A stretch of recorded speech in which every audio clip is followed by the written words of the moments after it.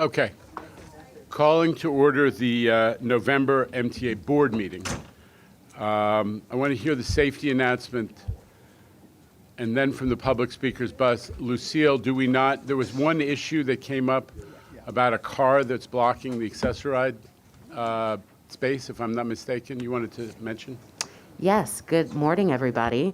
We're asking if the owner of the 2025 Buick Encore GX with temporary registration and New York plates KMU 1968, which is parked in our Access-a-Ride bus stop across from 3 Stone Street Paratransit Center, please move your car immediately to avoid enforcement action. Thank you so much. And then I like it because it has Nassau County placard of some kind, so please, a little visit from somebody who. No, you're joking.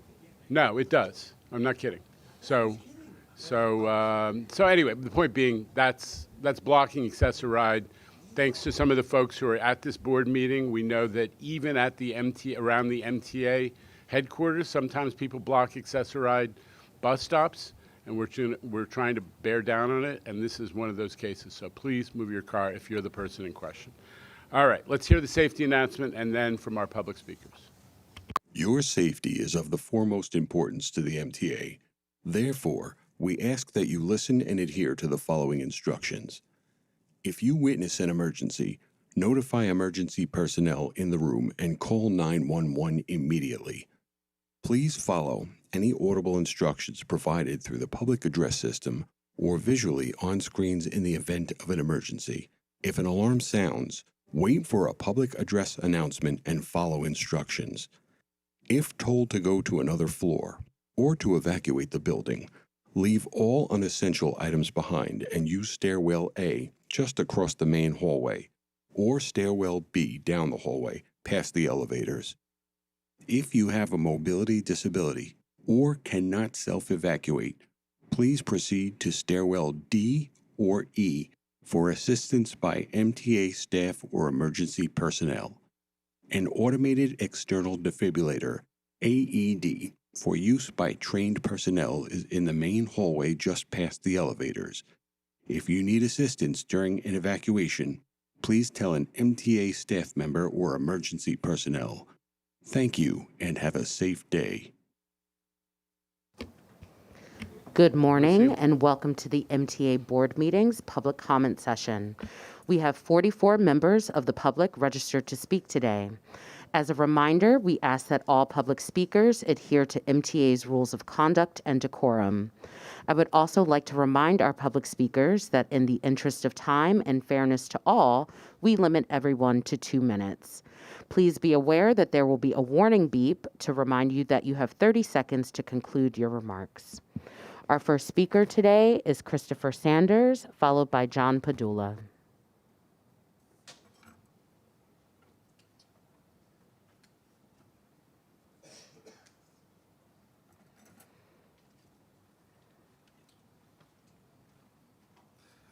Hello, board.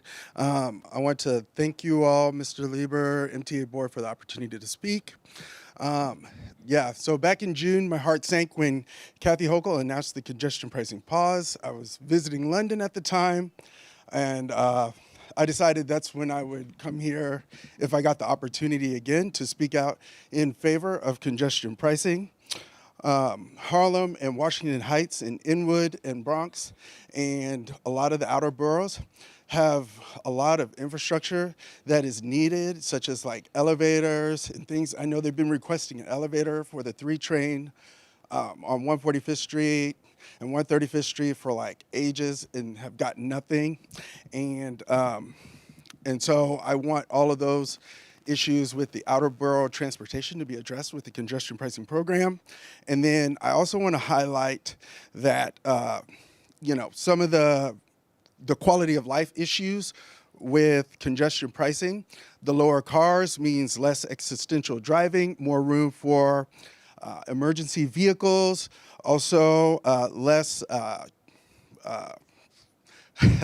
less noise, less pollution, and so due to the financing of the subway and improving the subway, and we really need to catch up to London on the subway.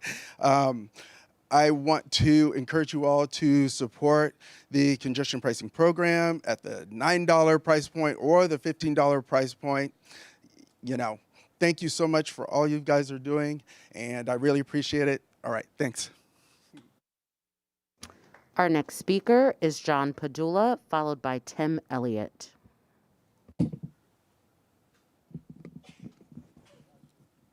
I missed the podium. All right. Good morning, folks. My name is John Padula. I'm a supervisor with Educational Vision Services from New York City Public Schools. I'm also a member of the Advisory Committee for Transit Accessibility. In order to mitigate disability, you need reasonable autonomy and you need equitable access. Autonomy and access. And folks, I've been using Access-a-Ride paratransit since 2003. Jano, I said to you I would be fair, and I always try to be fair, but the history's not pretty, and the facts are the facts. And I'm very encouraged by the leadership at Access-a-Ride the last couple of years. We've definitely turned the corner. We've made some incremental progress. But does traditional paratransit really give true autonomy and meaningful access that'll support gainful employment in New York City in 2024? Does it? I think we're on our way. I'm glad funding is arriving.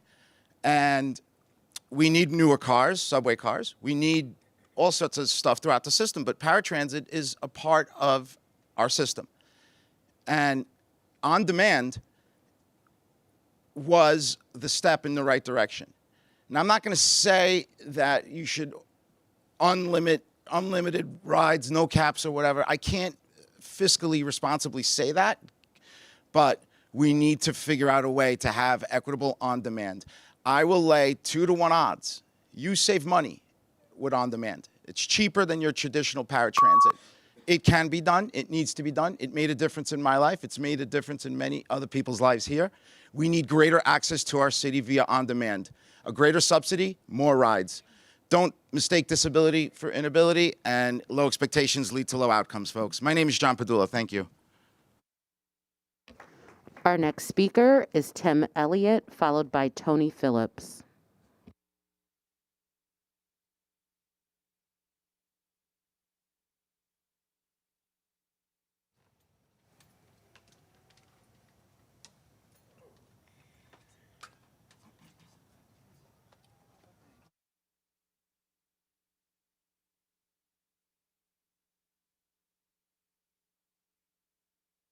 Good morning, ladies and gentlemen. My name is Timothy Elliott. I've been an Access-a-Ride user since I think it first started back when you had to book your ride 7 days in advance. So I've seen Access-a-Ride come a long way. One of the best things that's ever been done is the on-demand. Me, I work 2 jobs, a full-time job and a part-time job. And a lot of times I have to use on-demand so that I can get to work on time. Everybody here that has a job knows that it's important to be at your job on time. With me, it's the same thing. Just because I have a disability doesn't mean that I can, just come into work late. So on demand, I had to take on demand this morning just so I can get to work on time. Access-a-Ride, the regular vans are good, but sometimes, as you know, with traffic and they have to pick up multiple people and drop multiple people off, it doesn't really allow for a person going to a doctor's appointment or going to work to really be able to use it as efficiently as it should be used. So on-demand has been virtually a lifesaver for me because I've been able to keep both my jobs and be an integral part of the community just like everybody else. So I implore you to please expand on-demand. I have other people with disabilities that work with me, and a lot of times they're coming into work late because of the regular Access-a-Ride service. So if they was able to have on-demand services, this would be something good that would be able to enable them to maintain their employment and also give us a life that we can go out and enjoy ourselves. We don't have to book a day in advance. If we want to spontaneously go to out to dinner or to a casino, we can do that the same day. So I ask you to please expand on-demand for more people with disabilities. Thank you. Our next speaker is Tony Phillips, followed by Abby DeZora.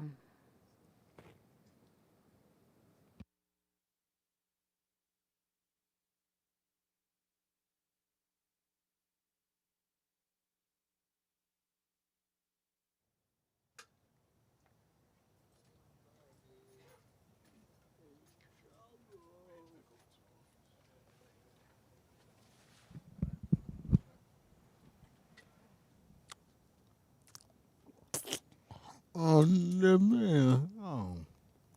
On demand now. Somebody is in trouble now. Somebody is in trouble now. I need to be at a meeting. When I need to be at a meeting.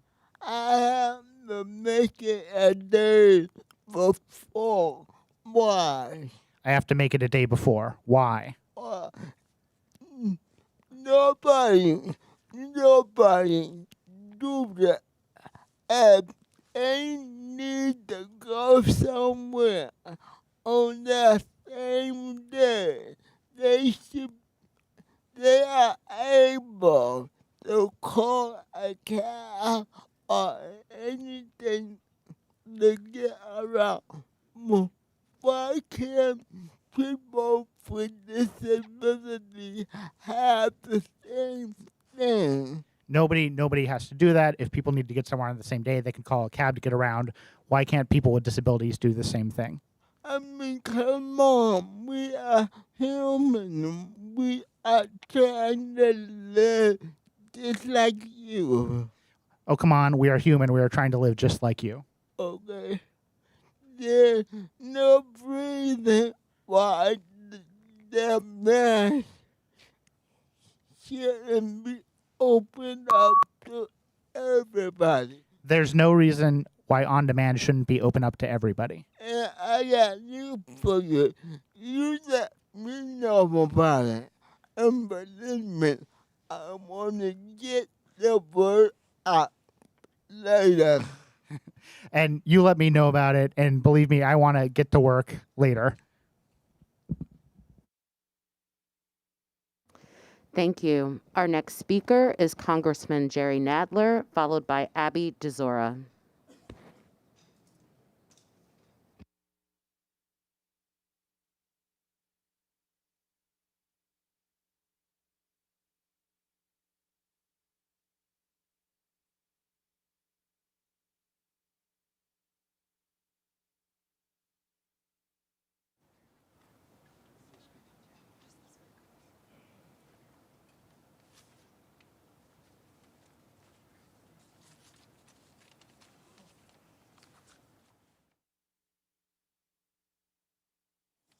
Chairman Lieber, ladies and gentlemen of the board,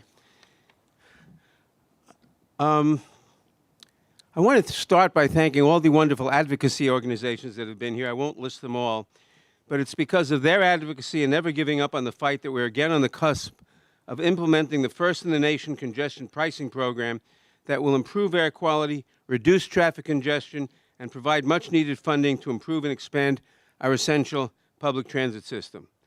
I also want to thank the MTA and its chairman and CEO, Janno Lieber. Under his leadership, the MTA fought for and will now finally get to implement congestion pricing. And we will finally begin to deal with the congestion and pollution that affects neighborhoods all across the city, including the neighborhoods that I represent here in Manhattan.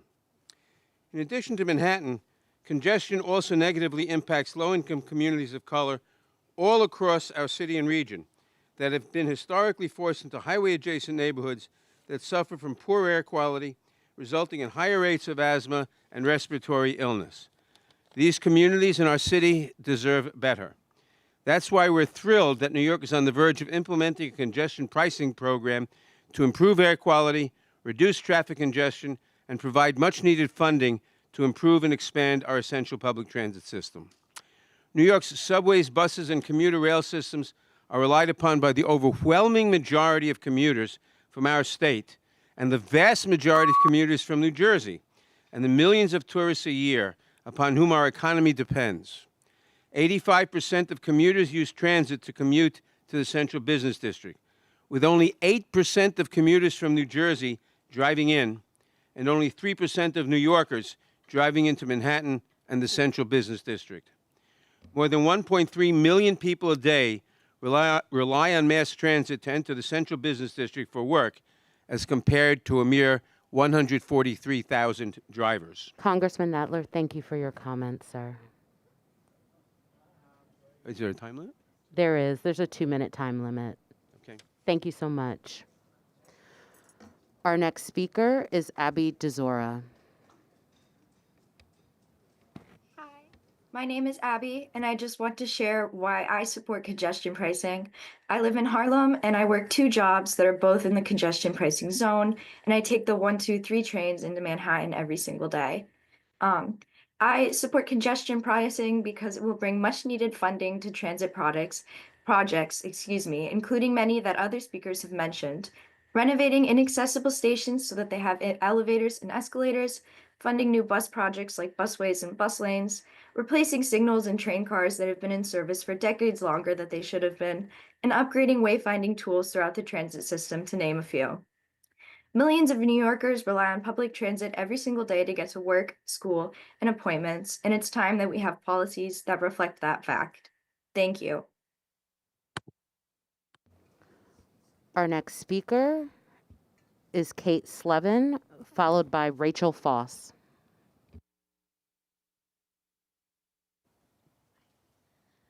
Good morning, everyone. Thank you for having me today. Regional Plan Association welcomes the implementation of congestion pricing in New York City and applauds Governor Hochul and the MTA for advancing this long-needed program for cities and how they can simultaneously fund critical transit investments, reduce vehicle emissions, and really deliver a better economy for everyone, improving equity, the environment, and the economy. The vast majority of workers commuting to the Central Business District from all over the tri-state region use mass transit, and they will greatly benefit from this program. This funding will not only improve mitigations from environmental inequities, but will also pay for the 2nd Avenue subway, expansion to East Harlem, new electric buses, and station upgrades. New signal improvements alone will benefit over 1.5 million daily rides. And of course, for those who drive, commutes should be faster and more reliable. Our regional economy and our workers depend on a well-functioning mass transit system and lower traffic. There will be continued opposition and complaints about congestion pricing, but none of the opponents have come out with a viable alternative plan. Not doing congestion pricing simply passes the problem of traffic and lacking infrastructure investment down to our children, and they have enough challenges ahead of them as it is. We urge this board to approve congestion pricing today. It's long overdue, and it's time for this policy to become a reality. Once it's started, we hope the MTA will diligently track the program, explain the benefits, and make tweaks as necessary. Thank you all. Our next speaker is Kate Slevin, followed by Borough President Reynoso.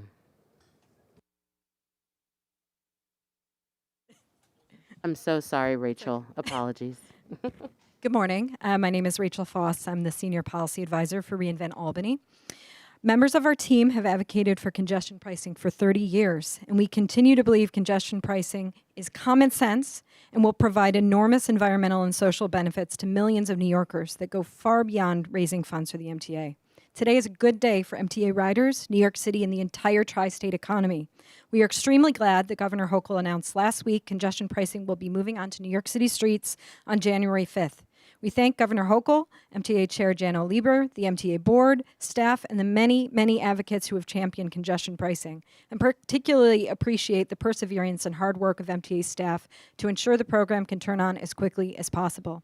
With the MTA board's approval, which we hope happens, of the revised toll plan, what we lauded as a major public policy victory in March 2024 is one step closer to full implementation. Congestion pricing went through extensive public review and is designed to put fairness first, so special interest groups pay the same as the general public. Further, we note that most crossings into Manhattan have been tolled by the MTA and Port Authority for decades, and congestion pricing will create a far fairer and more sensible regional tolling structure. Importantly, the revenues are lockboxed and will go only to capital projects already approved in the 2020-24 capital plan.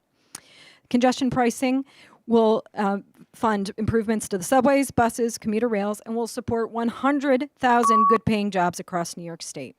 Going forward, I hope the MTA will lay out for the public the impact the new tolling plan will have on your capital plan, on its pace, rather, your bonding capacity, and your operating budget. And lastly, we look forward to release of open data sets that will allow the agency and public to continually monitor and assess how well congestion pricing is reducing traffic delays, generating revenue, and how inform how it can achieve the best possible results. Thank you. Our next speaker is Borough President Antonio Reynoso, followed by Carlo Cesora. Good morning. It's nice to see you all. My name is Antonio Reynoso, and I'm the president of the greatest borough in the city of New York, which is Brooklyn, first and foremost. This morning I was with Congressman Jerry Nadler, and Biggie Smalls of the notorious B.I.G. said, spread love, it's the Brooklyn way, so it doesn't matter where you're from, it's all love all the time. I just want to thank you all for today, for hearing us out. I said last time I was here is that I wanted folks to be bold, to take a chance and really think about affecting meaningful change in people's lives. And I feel great that we're back here in a time and a place where we could actually accomplish that. There's a lot of things that are media-wise or now social media-wise that are unpopular that sometimes need to be done for us to affect change in people's lives in a meaningful way. I'll give one example and then I'll be done. Jeanette Sadiq-Khan decided the plazafication of 42nd Street. Was there anything outside of maybe the bike lane in Park Slope more controversial than that? Jeanette Sadiq-Khan is now a world-renowned transit guru and has received accolades and international recognition for the great work that she's done. It wasn't popular when Bloomberg was implementing that work, and it worked. And it's something that we are proud of having now in better streets and also transit options through cycling. These are things that I really want to press upon people, that we can always do right, we can always do better, even when it's unpopular, even though I don't think this program is unpopular. The next thing I want to say is that Michael Bloomberg I was a staff member during the Michael Bloomberg years, and he was pushing it alongside Jeanette Sadiq-Khan. Mike Bloomberg was a Republican, a Democrat, and an independent, all within 12 years.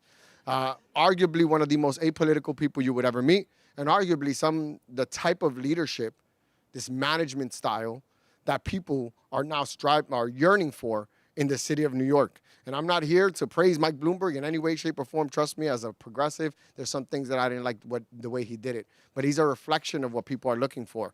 Thoughtful leadership that's willing to go above and beyond to do what they thought was right. The data shows it, and that's exactly what he did. Something that was apolitical. He took hits, and it didn't matter because it was the right thing to do. So now we're all here aligned with Mike Bloomberg now, 20 years later. But I just want to say thank you all.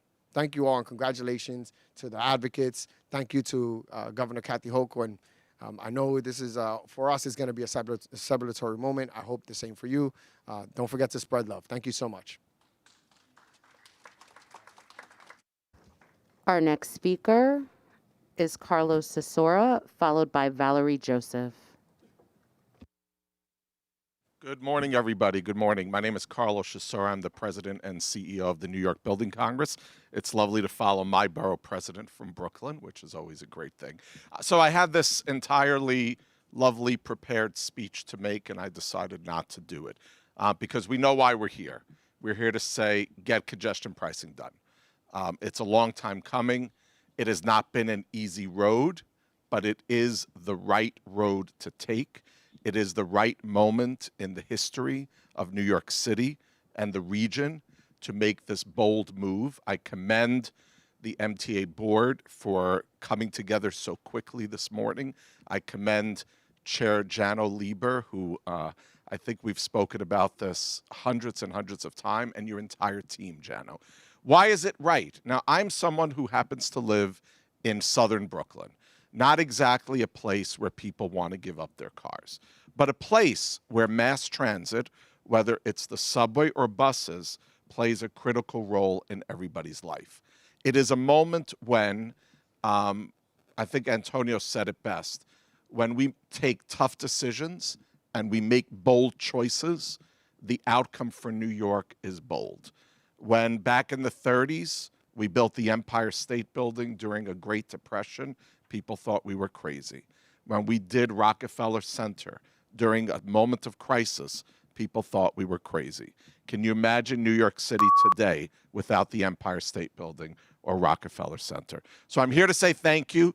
I'm here to say that the building community in New York fully supports this, that we are ready to get these projects done, and we are ready to move New Yorkers. Thank you for your support, for your vote today, and have a wonderful day. Thank you. Our next speaker is Valerie Joseph, followed by Betsy Plum. I'm glad to be here. I haven't been here in a while. But why am I here? On demand. I've been in the program from the beginning. Things are better, but to have a cap on the price that we have to pay, to have a cap on the trips, the amount that we have to do, is not acceptable. I work a full-time job, but I work from home. But I have to come to meetings. And coming to a meeting in the city from Queens is expensive.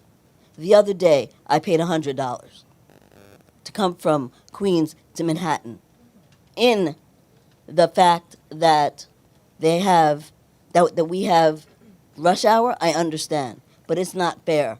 And I am on a budget, as all of you are on a budget. But who wants to budget their way of getting around? I don't. Thank you.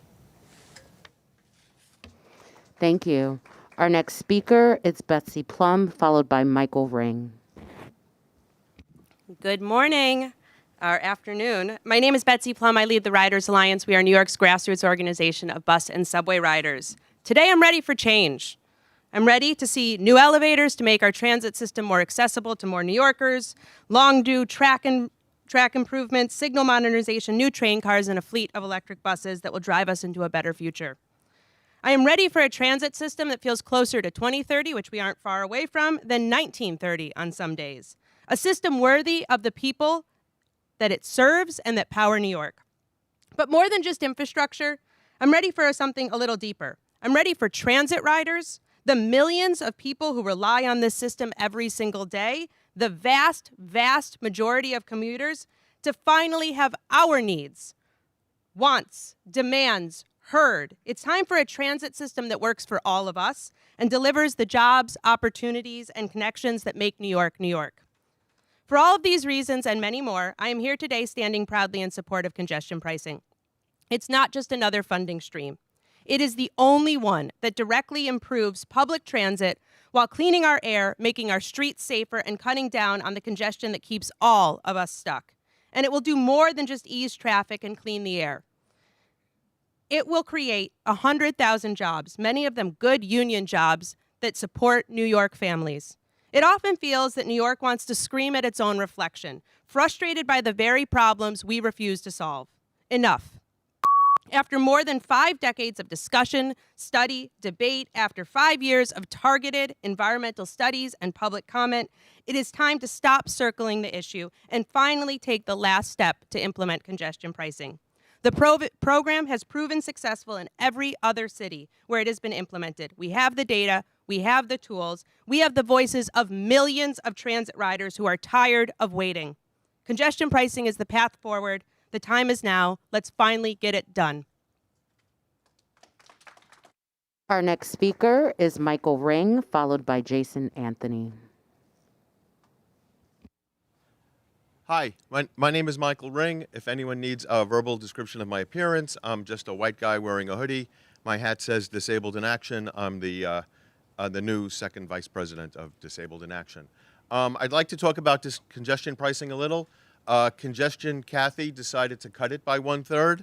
A lot of really smart people thought $15 was the right price. People in this room, people experts on traffic, people experts on finance, and she just shrugged and said, okay, $9 instead of $15. So I'm going to continue my campaign for governor. I'm just going to put 1/3 of the effort into it because I'm not really going to become governor anyway. But what I really wanted to talk about also, more seriously, was the on-demand program for Access-a-Ride, which I am part of. It lets me travel in New York City like everyone else can travel. I could, when this meeting, no one knows when this meeting is going to end. I can go home when it ends. I have friends sitting back there who are disabled, who are going to get up before they get to speak because their accessorized vehicle is waiting for them.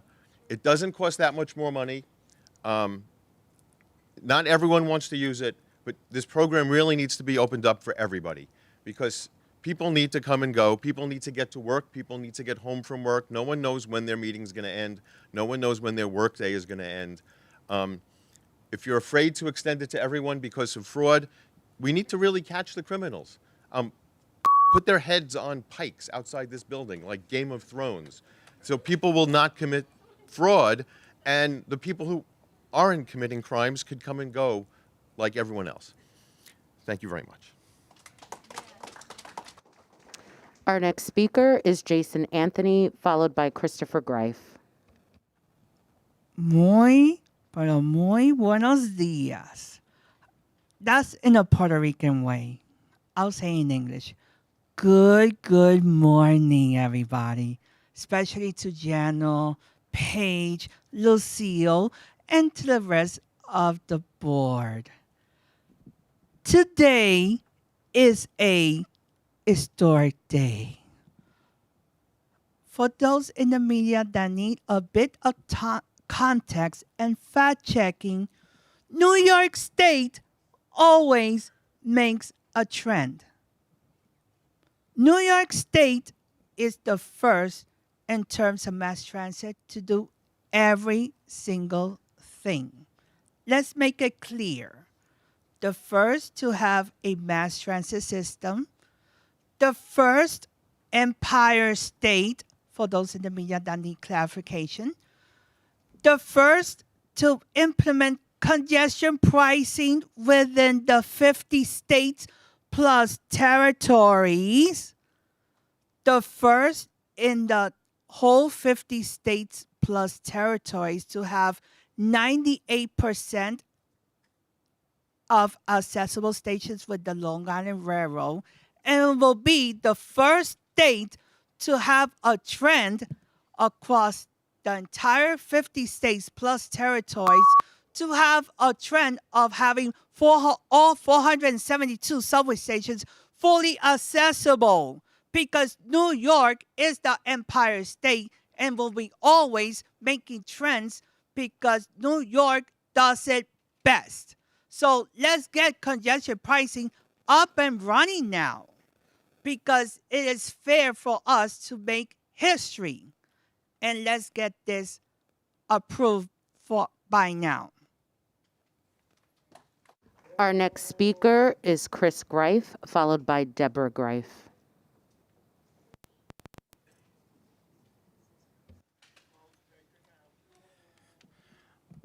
First of all, good morning, everyone. As Christopher D. Greif, and I'm getting a little interrupted, so forgive me.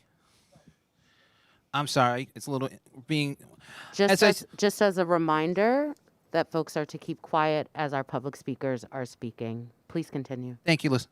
I'm Christopher D. Greif. As an advocate for many years, and what I see today and in the past, but now it's time to move on to the future.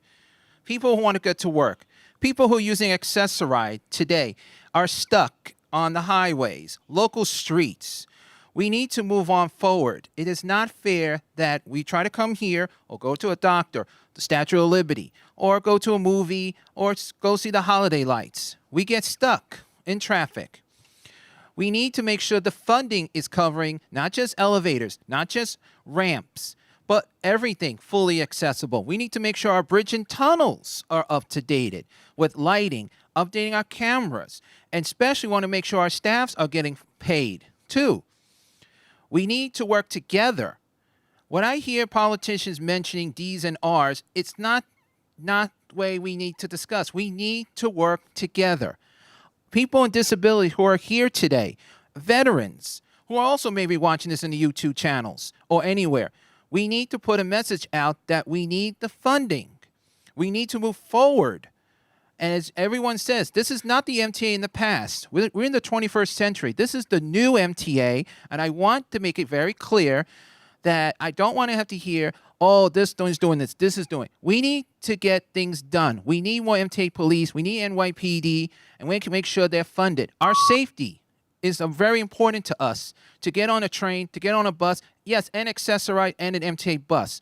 We need to move forward, folks, and we need to do it now. So I am pleading you to please pass the congestion pricing. We need the funding because buses and fares, we need to make sure we can get where we have to go safely and not choking on carbon dioxide because that is a very deadly and very stinky moment. Thank you. Our next speaker is Deborah Greif, followed by Jean Ryan. Good afternoon. It's Deborah Greif again. I'm in favor of congestion pricing because, yes, I live in southern Brooklyn my whole life. You could say I've only lived in Community Board 15, yet I've traveled around, and my late mother was a person with disabilities. It was hidden with her heart condition.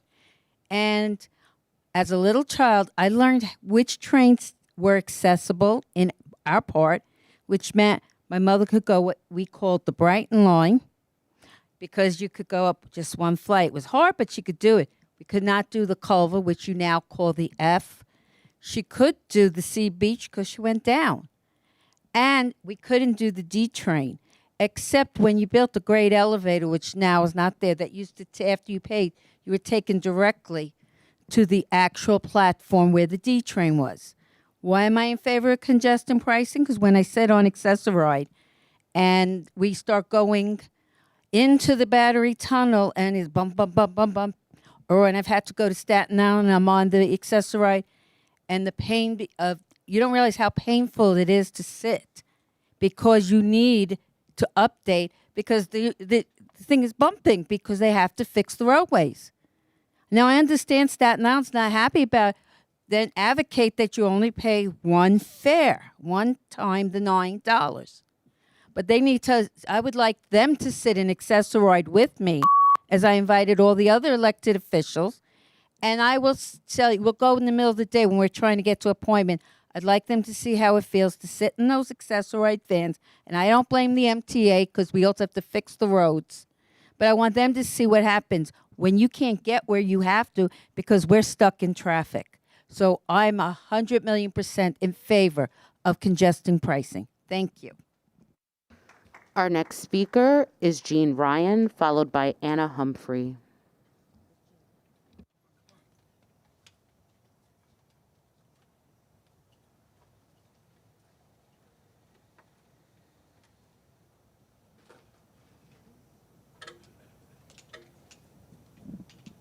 Hi, I'm Jean Ryan. I'm president of Disabled in Action of Metropolitan New York, DIA for short.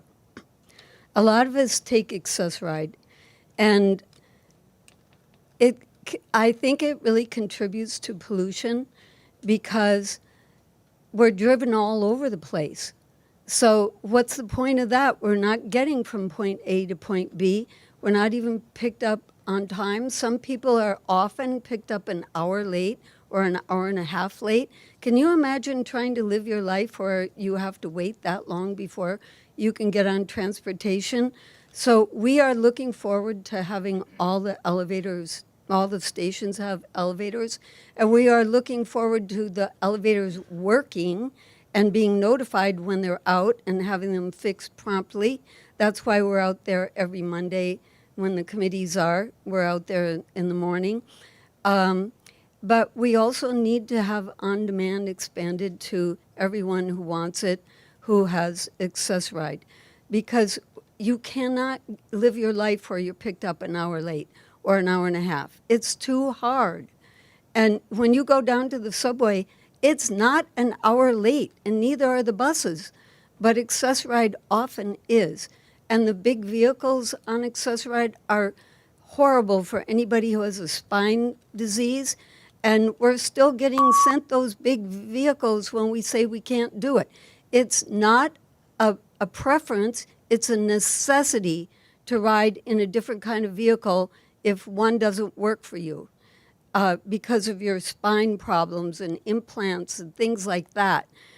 We want Access-a-Ride to be expanded to anyone on demand we want on-demand e-health to be expanded to anyone who wants it, and we want the rates to be expanded. And Thank you for your comment. the number of trips. Thank you. Our next speaker is Anna Humphrey, followed by McCann Purcell. Good morning, members of the board. My name is Anna Humphrey, and I am the Transportation Community Organizer for the Center for Independence of the Disabled in New York. I would first like to echo everyone's urgent message to expand the life-saving on-demand program to all people with disabilities. But I'm also here today to testify on behalf of Sydney and the New Yorkers with disabilities to urge the MTA to vote in favor of the governor's revised congestion pricing program, which includes a $9 toll instead of the original $15. While we support this plan, we must acknowledge the harsh reality. This represents a 40% decrease in funding from what was initially promised. Years ago, the MTA committed to making 95% of the subway system accessible under a legal settlement. When congestion pricing was introduced, it promised funding for 23 additional subway accessibility projects. When the program was paused, we were told to wait. Months have gone by, and while the $9 program offers funding, it falls significantly short of what was promised. Now we are being told once again to wait. Why are people with disabilities continually forced to accept the short end of the stick? We urge you to pass this congestion pricing plan today, but we leave you with this question. When will people with disabilities finally have the same access to transportation as everyone else? We are done waiting. We are done settling for better than nothing. Accessibility is not just what's mandated, it is a right. Thank you. Our next speaker is McCann Purcell, followed by Lisa Daglian. Hello, I am McCann Purcell, and I am here along with many other people to voice my support for congestion pricing. Because I, as a person with a special needs sister, will find the new elevators that will be in place because of congestion pricing very, very helpful to my family. And I personally just don't want to have to leave my house 30 minutes to an hour earlier just in case the subway is delayed. I want to have consistent, on-time trains, just like everyone else in the city. And I just want you to hear my voice today. Thank you. Our next speaker is Lisa Daglian, followed by Krista Fernandez. Hi, good morning. I'm Lisa Daglian, the Executive Director of the Permanent Citizens Advisory Committee to the MTA PCAC. Today, you'll have a chance to once again make history and vote yes for congestion pricing. What a difference 5 months makes. From lamenting and decrying to lauding and congratulating. We've run the gamut. You will have the opportunity to chart the path to cleaner air, safer and less congested streets, and billions of dollars in critical funding for essential transit infrastructure projects. On behalf of 4 million daily riders on subways, buses, Staten Island Rail, Long Island Railroad, Metro North, we say thank you and vote yes. Say yes to filling the hole in the current capital plan and to $68 billion over the next 5 years for accessibility improvements, signal, track and station upgrades, power and resiliency work, new rolling stock, and expansion projects like 2nd Avenue Subway and IBX. Yes to over 100,000 well-paying jobs. Yes to reducing the $20 billion congestion costs our region every year. Yes to faster response times for emergency vehicles and bus speeds, and to cleaner air and starting up the mitigation projects that shouldn't have even needed this program. Even drivers will benefit. We look forward to seeing the contracts for the critical work, the unpause, unlocked, along with an update on what this will mean for the 2025 operating budget. So drivers got good discount news, and we think it's time riders do too. How about discounts on the railroads?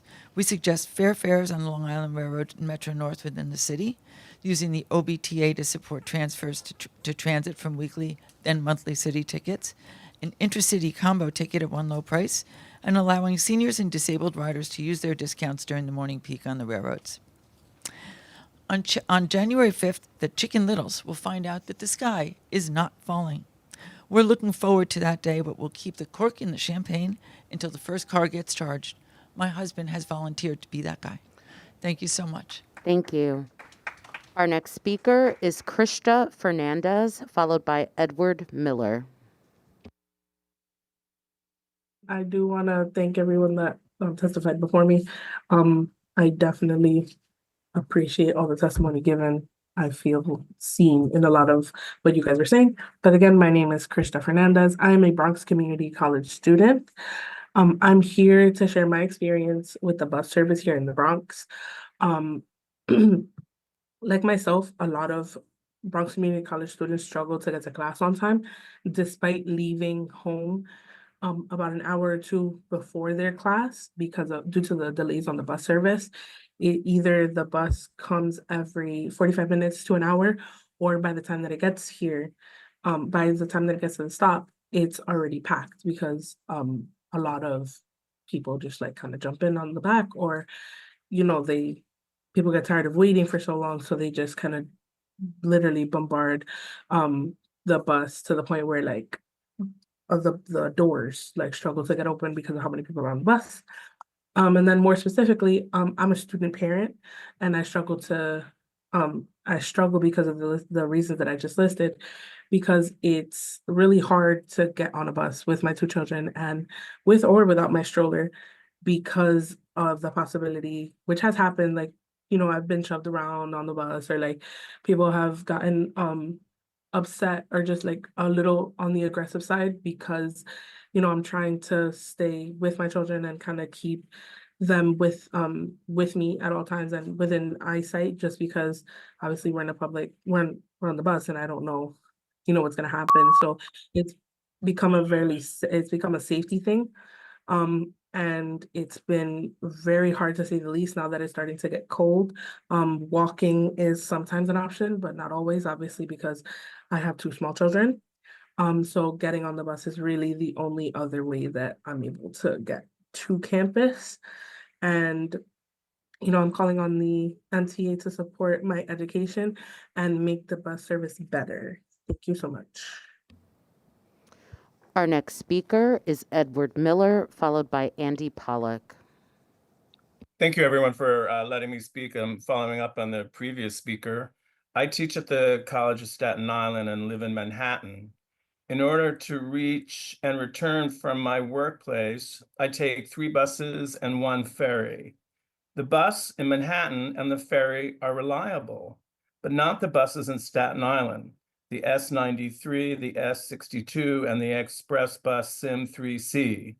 My commute has become almost 2 hours each way. I spend more time commuting than teaching. It used to be no more than an hour and a half. I have in fact decided to retire sooner than originally planned, in large part because of the commute. Please improve the bus service in Staten Island and for Staten Islanders. Thank you very much. Our next speaker is Andy Pollock, followed by Ralph Rahman. My mic on? Thank you, Lucille. Good morning, MTA board. Andy Pollock, Passengers United.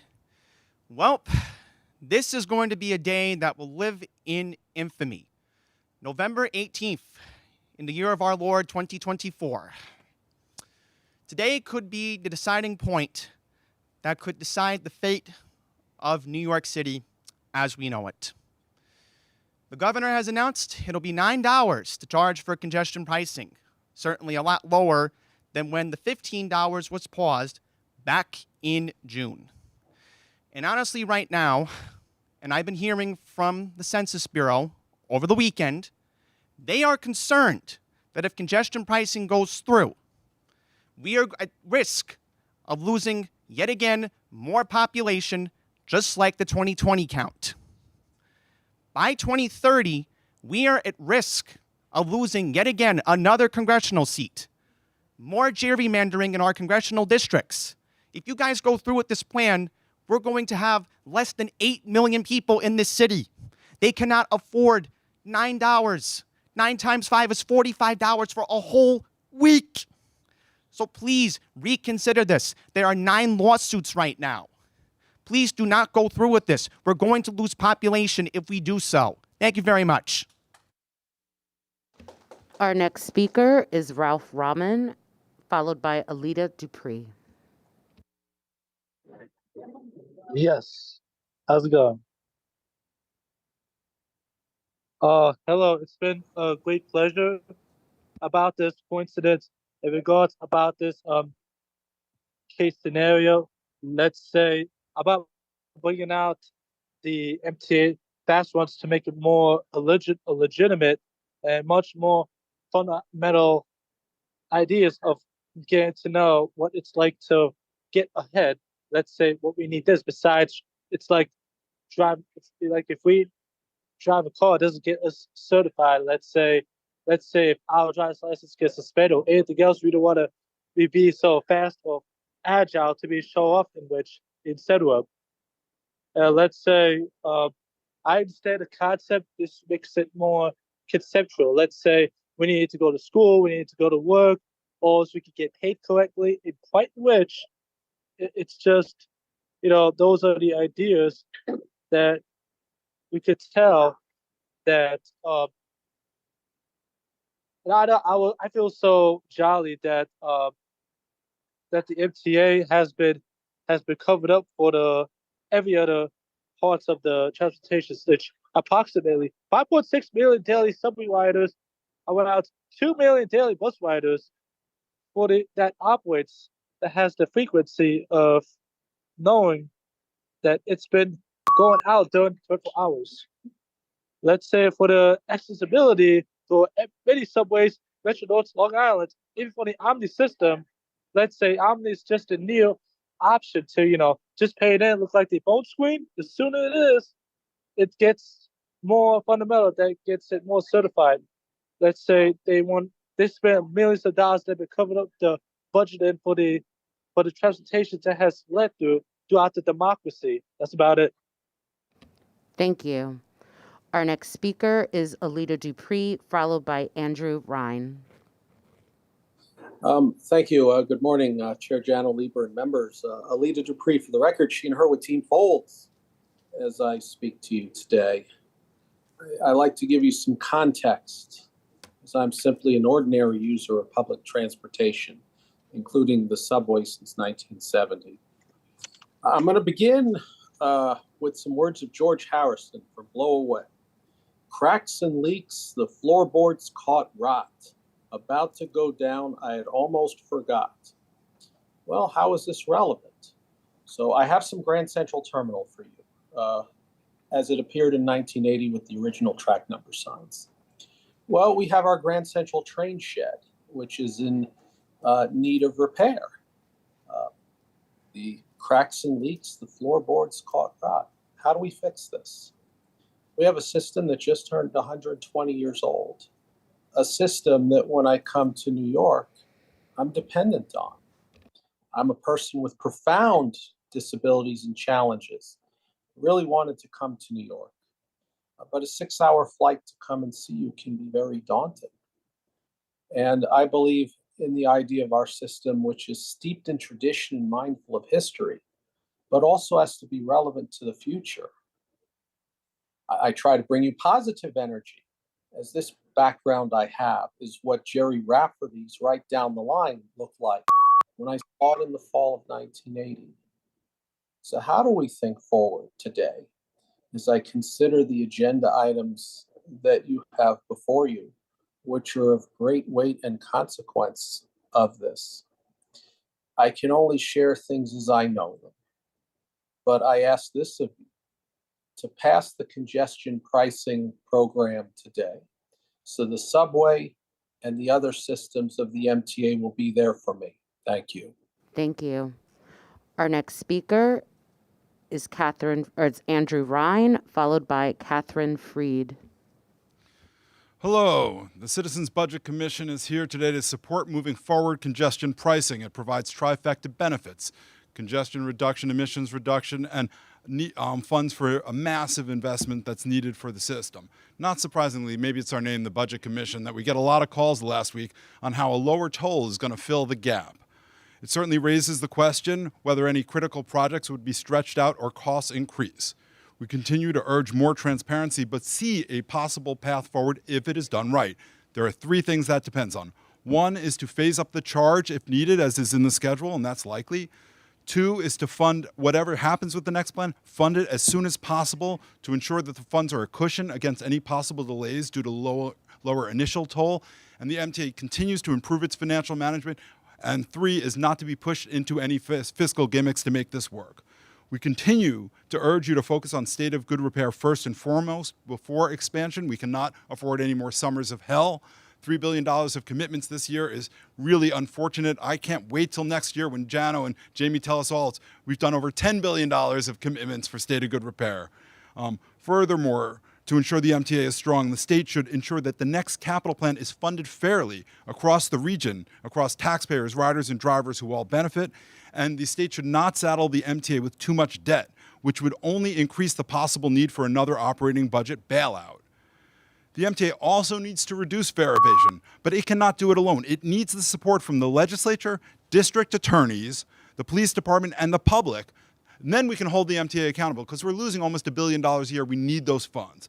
Finally, the MTA can be a more efficient organization, but labor has to be at the table, and the MTA will only get that to happen if Albany is behind them and the public's behind them to make sure labor helps to be part of the solution and not an obstacle to it. Thank you very much, and good luck. Our next speaker is Catherine Freed, followed by Jeremiah Gonzalez. Good morning.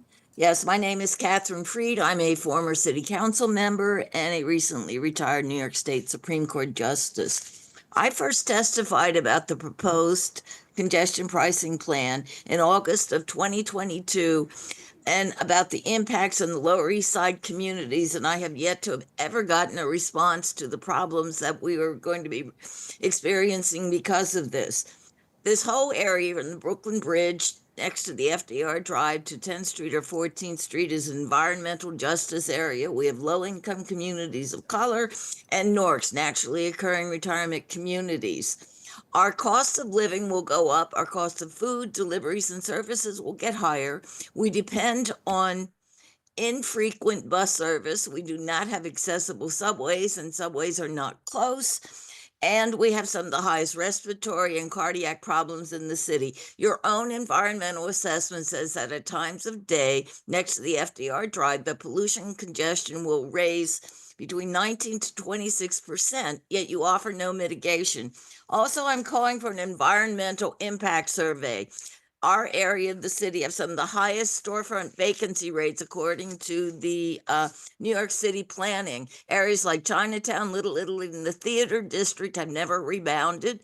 They had some 20 to 24% vacancy rates. The impact of congestion pricing on this will be the vacancy rates will go up. We need an economic impact survey. Should also point out that most of the commercial buildings, the B, C, and D, are also having massive problems and many mortgages are going belly up. We need help down here, and unfortunately, this congestion pricing is a regressive tax. It does not help us. It makes our lives worse. Please don't make us the sacrificial lambs and don't throw us under the bus. Thank you. Thank you for your comment. Our next speaker is Jeremiah Gonzalez, followed by Jackie Cohen.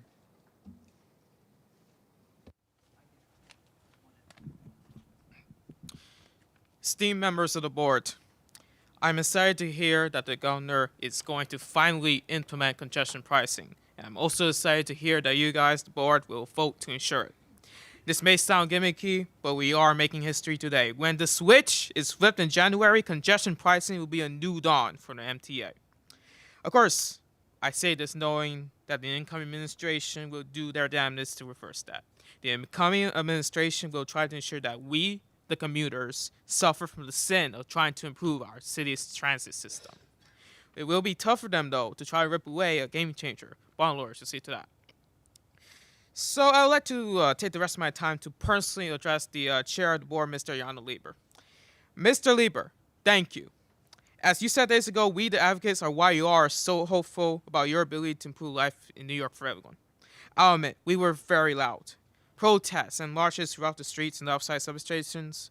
Hundreds of people showing up in June to condemn the governor's decision, and the many times congestion pricing was mentioned by me and many people within the last 5 months. We were loud. But we are New Yorkers. We'll be damned if we see a decision that will throw us off a cliff, and we will do our damnedest to fight back. Just as the board will not give up on improving the quality of service and the quality of transit in this city, we will not give up on encouraging politicians and the like to do the same. Mr. Lieber, I hope we can collectively shake hands and celebrate something historic. The fighting is over, and the people of New York won.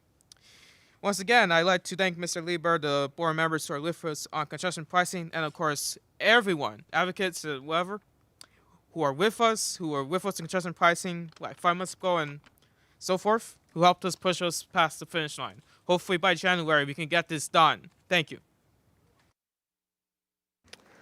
Our next speaker is Jackie Cohen. Hi, everyone. Thank you so much. My name is Jackie Cohen. I'm the Director of Climate and Equity Policy at Tri-State Transportation Campaign. Very happy to be here today. This board has the chance to move forward congestion pricing, a long overdue program that will transform our region's transit system, improve public health, make streets safer, reduce harmful emissions, and fight climate change. Governor Hochul's decision to restart congestion pricing was the right move, and the real celebration will begin on January 5th when the tolls are turned on and riders, cyclists, pedestrians, and drivers themselves will begin to feel the benefits.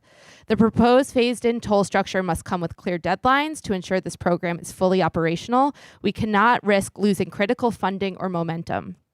Congestion pricing is a direct response to the problems faced by overburdened communities, drivers stuck in traffic, and transit riders dealing with delays and a historically underfunded transit system.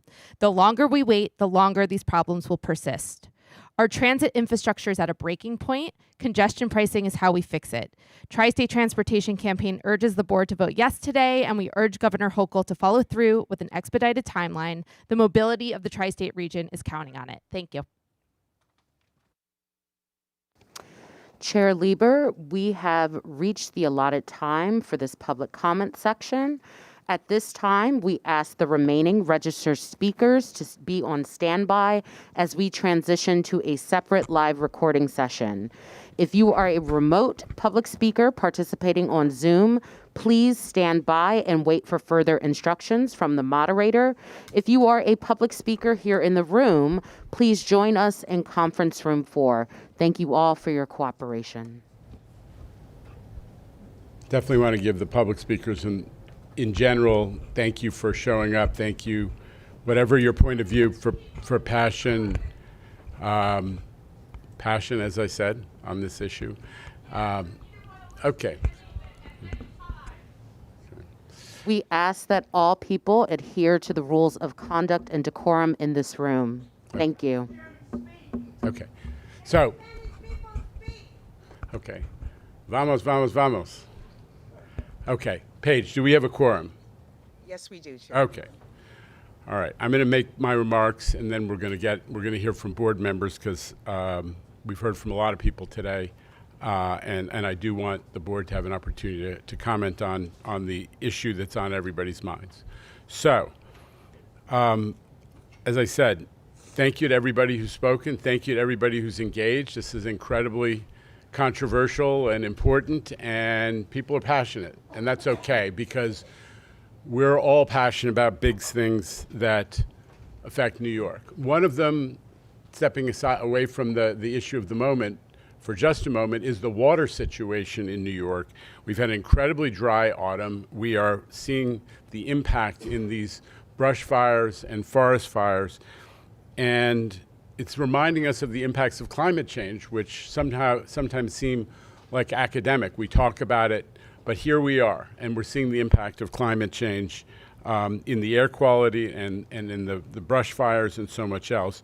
Mayor Adams is conducting a briefing this afternoon about what we're doing, and I'm going to be joining him from that. But not unrelated to climate is the future of congestion pricing and the benefits that we will all receive from reducing vehicle traffic in the central business district. Everybody here knows that the decision to unpause congestion pricing was huge for the MTA, and that we are grateful to Governor Hochul for that decision. But I want to focus on why I think it's time to reframe the discussion a little bit. And I'm a little bit looking out at the folks in the press.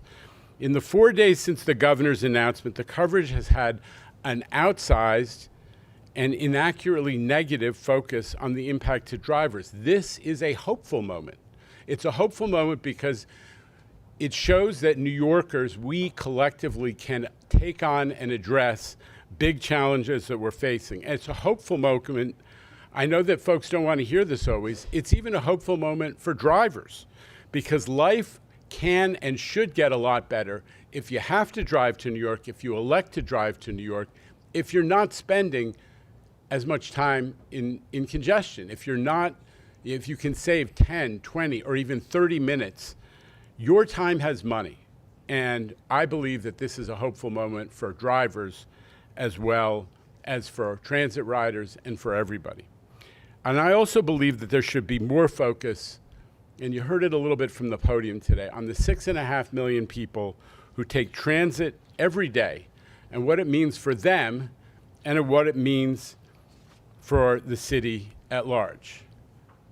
For example, overlooked but important, the business community has consistently supported congestion pricing for years and years because they know factually, these are facts, not opinions, the effect of traffic on productivity and our economy.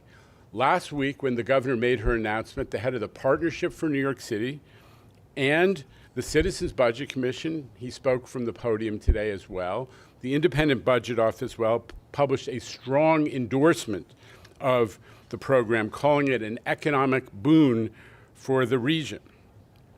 Studies again and again, including the ones that we prepared in order to comply with the federal environmental review process, have shown that congestion pricing does not hurt the economy of the region. It does not hurt the economy of Midtown and Lower Manhattan. It's just not accurate. People keep saying it, but it's just not true. Even the Real Estate Board of New York, we got some real estate nicks on this board, even the Real Estate Board of New York, which is never a friend of government charges, taxes, or fees, has been a strong supporter of congestion pricing because they know that traffic congestion is has an upward pressure on the cost of doing business, which makes New York less attractive as a place to locate a business. The real estate community is pro-congestion pricing. The business community in general is seeing what we see. They see that you can't fit any more cars on the streets. We can't just build more streets. There isn't any more room. We have a limited amount of room in the Central Business District, which is the most congested area in terms of traffic in the United States. We're dealing with the place that has the worst traffic congestion in the United States. So there are choices. Do we choose to prioritize cars, which happen to be not evil, but they are large vehicles, mostly occupied by a single person, or and that clog our streets, or do we choose to prioritize buses that carry dozens of people in a single vehicle, and the people can now have a commute, not unreasonable to hope for a commute that's faster than walking. Less congestion will help them get that. Do we choose to prioritize brand new subways like the R211 I wrote on this morning on the A line that can fit, it's actually on the C, that can fit hundreds of riders each without any effect on traffic? Or do we choose only in favor of congestion? Do we choose pedestrians and cyclists who want safer streets? Or do we choose more traffic, which means more neighborhoods crushed by noise pollution and air pollution? And don't forget, it means more deaths and injuries from road rage-induced car crashes. I'm saying this to the press now. When you go out every time we talk about congestion pricing and stick a mic in the face of a driver coming off one of our free bridges and ask him if he or she wants to pay, when are you going to go out and talk to a family who's walking their child to school by the Lincoln Tunnel, who's living in fear of their life? When are you going to go out and talk to somebody with asthma who's living with it as much as you talk to drivers? It's time for a little bit of leveling of the discussion. How about we prioritize reversing year after year increases in emergency response times so that the police can actually get to crimes in progress, so that the fire trucks can get to fires, so that, most important, so ambulances can get to hospitals. Every year in the last In the last decade, I think, we've had increases in emergency response times, except for during COVID when there was a whole lot less of everything. And this means that people are stuck in ambulances waiting to get treatment. That's not right. Are we choosing to stand with the people of East Harlem, who have endured 70 years of broken promises, and finally deliver them the subway that was promised when they started knocking down the elevated trains on 2nd and 3rd Avenue in the 40s and early 50s? Do we stand with the riders of the G train or the A line or and the C line who want frequent and reliable service like the L train and the 7 has, because they could get modern signals that allow you to run more service safely closer together? Do we stand with them? And maybe we do something about the housing crisis by investing in mass transit capacity so we can move more people and we can support transit-oriented development, which is the way that we're going to grow housing in this city so that people can live without having to own 2 cars or any car. Transit-oriented development is where it's at, and more investment in mass transit is going to make that possible, and congestion pricing is part of that solution. But back to the central business district bound drivers. They represent, get this, 0.6% of the population of the region. The people that we obsess about in this discussion of congestion pricing represent half of 1% of the population of the region. As I said at the outset, they are going to benefit, I believe, hugely from reduced traffic. But let's remember to balance how we talk about the issue of congestion pricing in light of the size of that group. And on the other side of the coin, for the drivers who may give transit options another look in the wake of the implementation of congestion pricing, they're going to find a subway system that's the best it's been in many years. And in 2024, we heard about it this morning at the committee meetings. Amazing on-time performance on both of our commuter railroads. The Long Island Railroad and Metro North are delivering more service, and they're doing it more on time than ever. This is a great system, and it's going to get better. And the subway system is a great system, and it's going to get better. And you know what? The ridership numbers that were reported on this morning tell you, you know what? People are voting with their feet or their Omni cards or their Metro cards, that they're impressed by the service that we're providing, and they're coming back to transit. And when they have an opportunity of how to travel on the weekends and nights, they're choosing transit above even pre-pandemic levels. And thanks to our strong partnership with the NYPD, crime is well below pre-pandemic levels. So don't believe the hype when people want to represent that this is some dystopian hellscape. The New York mass transit system is so much safer than many, many other places in these states where people rail about congestion pricing and rail about New York. Take a look at the crime rates in their major cities. The New York subway system and the New York mass transit system, comparative to history and comparative to a lot of other places, super safe. And one reason is that we now have installed security cameras, not just having 15,000 cameras in the stations. We've installed cameras successfully this year, way to go, Demetrius, inside 95% of our subway cars. Didn't used to have it. Now they have a camera inside virtually every subway car. And that's because Governor Hochul decided it was a priority and gave us the money to do it. So another thank you to Governor Hochul for that.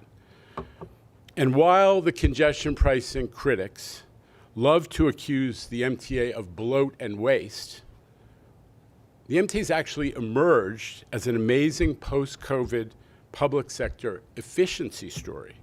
I say this every month, but it doesn't always get heard. The MTA's budget, even though we're running 40% more Long Island Railroad service, more service on 11 subway lines, and we're heading into more bus service in so many different areas, our budget in real terms is actually 3% lower than below COVID, before we opened that huge Grand Central Madison terminal. So the MTA, as I said, is become a post-COVID efficiency, government efficiency story, and we're going to continue delivering projects on budget and on schedule. For example, the L train rebuild, the 10-mile Long Island Railroad third track project, what's going on right now, the Metro North Park Avenue Viaduct project, all of them incredible, innovative construction projects that are coming in hundreds of millions of dollars below budget and on or ahead of schedule. That, ladies and gentlemen, is the new MTA, and it's a business-like organization that has emerged as a premier infrastructure developer. We hear so much from our friends and from politicians that the system, the transit system, is the lifeblood of New York. But I also think it's the pride of New York, even when it's imperfect, and it's imperfect every day. But even when it's imperfect, I think New Yorkers are actually proud of having this amazing system that lets us move around quickly and efficiently, notwithstanding that we're so much denser than any other place in America. It lets us access everything that New York has to offer and enables us to do it at a price that's 15% the cost of owning an automobile.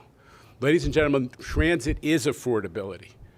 And at a time when New Jersey Transit is in free fall and SEPTA is talking about 20 to 50% fare increases and dramatic service cuts, which we never want to do, we're doubling down on our roots and our identity, expanding mass transit service and increasing affordability everywhere we can. And we're proud of all this because for New Yorkers, as I always say, transit is more than just a mode of getting around. It's also our public square. It's where every day we prove out the world's greatest experiment in tolerance and diversity, that is New York. Transit has to be preserved and expanded and improved, or New York ain't going to be New York. New York couldn't exist without it, and I am proud that with Governor Hochul's leadership, we're able to make more of those investments. So thank you to the governor for getting us back on track, but kudos also to this board who, along with the advocates and millions of everyday New Yorkers, have never wavered, have never stopped fighting for better transit, a better city, and a better metropolitan area.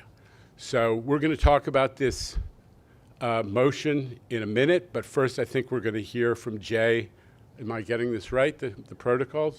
Jay about the financial plan, and then we'll come back to the motion relating to congestion pricing. Thank you.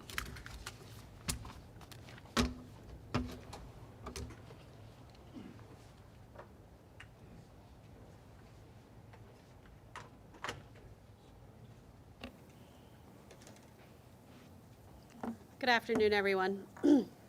I'll be presenting the November financial plan, which is the updated July plan that Kevin had presented in the month of July. This is the final proposed 2025 budget. There's no action today, but we'll be presenting the revenues and expenses, and we'll take a vote in December. So, just wanted to give an update on our 2024 results to date. Overall, our revenues and expenses are on budget. Our expenses are below budget by 2%, which is about $288 million. On the revenue side, the fare box revenue for subways and buses is below budget. If you remember, in July, we put a reserve in below the line to account for this. It was a roughly $200 million that we knew we would be short to the midpoint projection that we had in the 2024 budget. Commuter rails, as you heard Kathy and Rob discuss, they're doing much better than the midpoint. Ridership has come back higher than what we had projected on commuter rails. So their revenues are almost combined $50 million over our projection. B&T revenues are on budget, and our overall dedicated tax receipts are slightly above the reforecast that we had presented. Slightly, the real estate taxes are doing a little bit better. If you recall, we had brought them down in the July plan, and I'll give a little bit more detail on those in the coming slides. Again, expenses are on target to meet the budget, And you'll recall that we had $400 million built into the operating budget for operating efficiencies. The agencies are meeting that target, and in fact, we're growing that in 2025 to $500 million.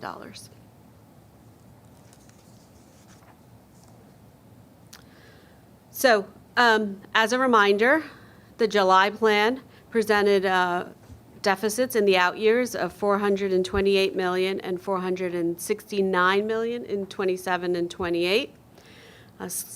A bit of good news for the November plan as we've reforecasted our revenues and expenses.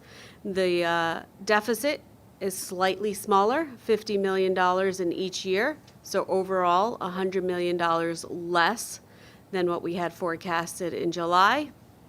And just as a brief reminder, the major contributors to the out-year deficits are the fare box revenue for subways and buses, and the real estate revenues that are coming in below pre-pandemic levels. So in the coming slides, we'll go over some of the changes. Again, we've reforecasted our subway and bus fare box revenue to come in line with actual trends that we've seen, moving away from our McKinsey midpoint based on what we've been seeing for the last 2 years. Commuter railroads, again, higher than midpoint, so we'll be reforecasting those. Our B&T traffic continues to grow. And then subsidies are steady to forecast based on the July plan. So I think many of us have seen these charts below, that are forecasted here. They're slightly different than the ones you maybe have seen in the past, so I'm going to go over a little bit of the detail to describe them. These two charts show paid ridership as a percentage of 2019 levels. Subways is on the left, New York City Transit bus on the right. As a reminder, the blue line is the McKinsey midpoint that we had been projecting in our budget since 2022. The black line, you see the actuals from 2023. And then starting in sort of between the July 24 and January 25 mark, there's a green line. That green line is the new forecast that we're building into our financial plan. For subways, it's slightly lower than the McKinsey midpoint that we had projected. It's slightly about 5% below the projection by the end of the fiscal plan. New York City Transit bus, on the other hand, on the right side, on average, it's about 15 to 20% below the midpoint on paid ridership. You heard Demetrius talk about our improvements to fare evasion, and what we plan on doing is continuing those efforts to continue to increase paid ridership on buses. This projection on the right shows us closing sort of the gap by 10% to the McKinsey midpoint, and that's built into the budget. So it's a slow recovery. It's not going to be quick, but we know that our projections show that we can make changes, and that's what's built into the budget. Commuter rails has been above the forecast since early 23, and what we've done here is bring that budget into line with what the actuals have been. We project that commuter railroad fare box recovery will be roughly between 81 and 85% in any given period.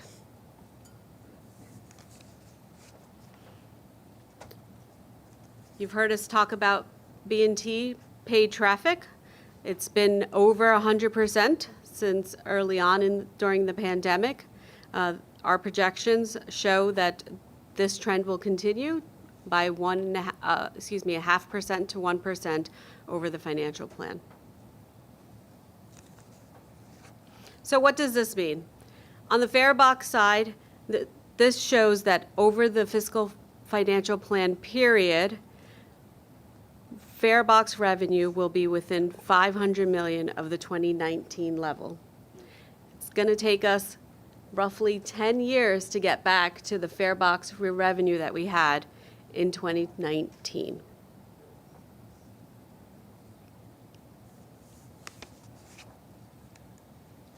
On the real estate side, you heard us talk about real estate taxes before. Previously, on a 10-year average, we're at $1.1 billion of real estate taxes. In 2024, it's roughly half. So we've put into our budget based on forecast, based on what we're seeing in the market, as well as what the city has projected for real estate taxes into our financial plan. And through the financial plan period, we will get back to the 10-year average. So one driver to our deficits is the real estate taxes, and you can see through this projection that we'll barely get to the 10-year average by the end of the financial plan. If we do better, this will help improve the financial plan. However, based on the projections, we've kept it to the levels that we think are modest. So overall, what does this mean? This means that the revenues in the financial plan grow steadily over the years, and they cover our expenses except for the small deficits that we talked about early on for 2027 and 2028.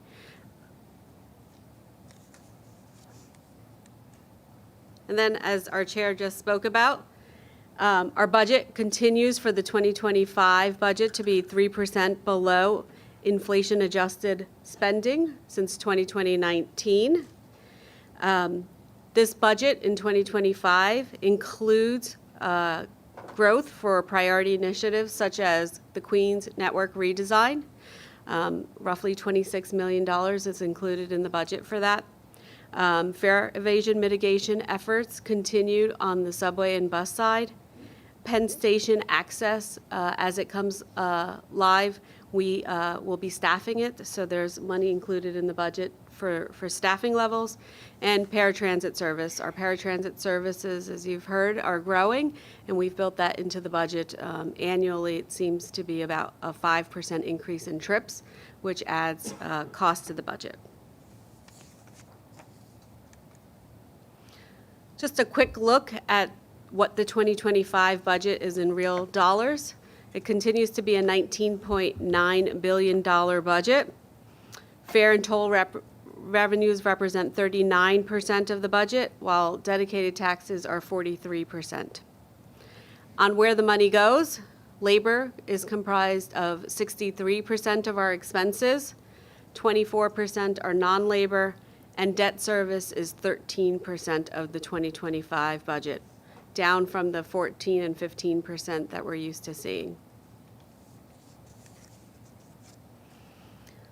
Some assumptions that are in the November financial plan that I'd like to discuss. 4% fare and toll increase are assumed for 2025 and 2027. We also expect the paratransit reimbursement remain at 80% from New York City. This requires our legislation to be extended.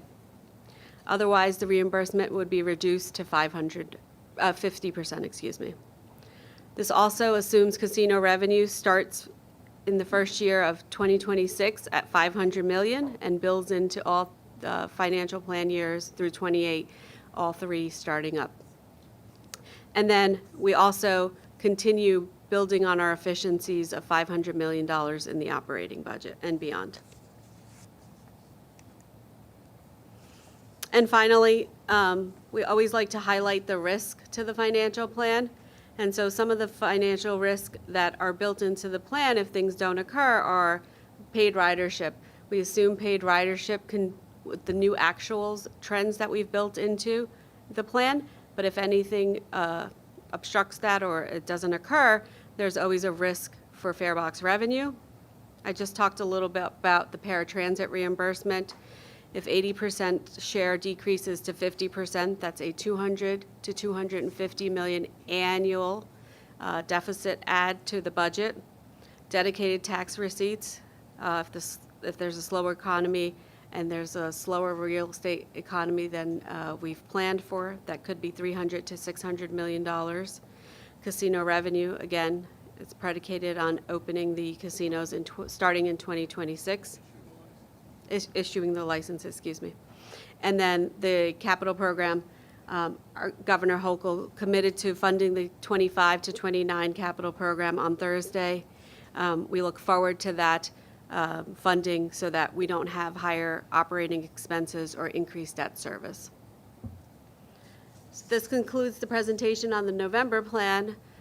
Next steps are, again, in December, we'll present to the board our final adopted budget for 2025 for a vote. These are the elements of the budget. We are happy to take any questions. This is the biggest thing we do, so budget, we're going to be voting on the budget next month, but this is an opportunity to ask questions and to deliver comments. I'll say just a couple things. One is, this is highlighting again the importance of what Governor Hochul and the legislature did in 2023. We're living within the budget that they set, although real estate tax revenues are coming in a little low. We have increased, part of the deal in 2023 is the MTA had to find $400 million of savings without cutting service or doing any layoffs, and we've done it, and now we're growing that number to 500. So we are delivering on our piece of that deal, and it's really, again, I want to credit the governor and the legislature, but under the governor's leadership for doing that. Two is reforecasting ridership. It makes sense right now. The old ridership forecasts were done by McKinsey based on projections of how quickly the New York City economy would recover when they were making them in 2019 and 2020 and 2021, about how quickly global pandemics subside. That we know more about ridership growth in the New York economy now, and so it makes a lot of sense. And the third is that some of the economic challenges that Jay outlined are because we are succeeding, especially in the paratransit area, where we actually, because people are happy with the service, it's now got close to 80% customer satisfaction every month. People are taking a lot more paratransit trips. I respect what we hear from the podium about shortcomings and opportunities to continue to improve, but the reality is we're getting a lot more paratransit users, and they're using it more frequently, and that's a good thing. It shouldn't be a penalty to the MTA economically. So that's why we need to work with the legislature on squaring that piece away. So those are just 3 points I would make by way of emphasis, but I think Andrew Albert wanted to speak.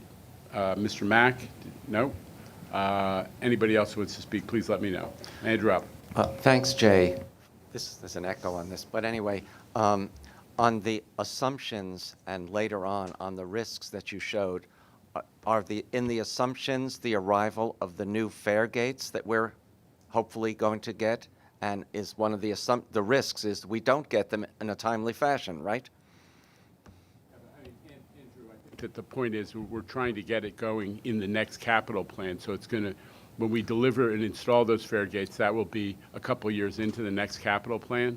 So I don't know that the ridership projections take account dramatically of the impact that can and should have. It's a good point.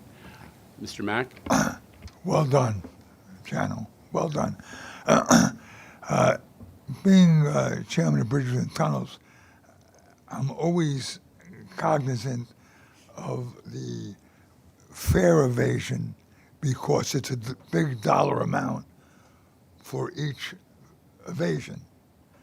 And we really have to address that, not on a monthly basis or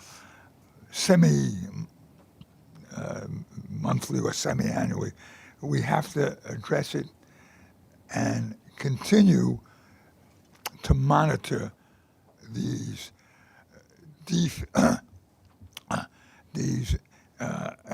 license plates that are covered with reflectors, as well as the paper plates. And I think that's important to us. We've addressed it partially, but it's something that is a big dollar ticket. Thank you. And one of the things we're going to be asking the legislature for this year is the power to remove plate coverings whenever officers encounter them. Right now, we give a ticket, but you can't take away the plate cover. That doesn't make any sense at all. Mr. Samuelson. Yeah, so I'm just curious about the revenue projections for bridge and tunnel with the advent of congestion pricing. It would seem logical to me that there's an expectation of a decrease in vehicular traffic, but the revenue projections seem to be static or even better, just improving. And additionally, there's offsets. The offsets will come out of the operating budget. So the reduction in normal tolling would come out of the operating budget, and the $9 will go into the capital budget. So I'm curious about why bridge and tunnel revenues seem static.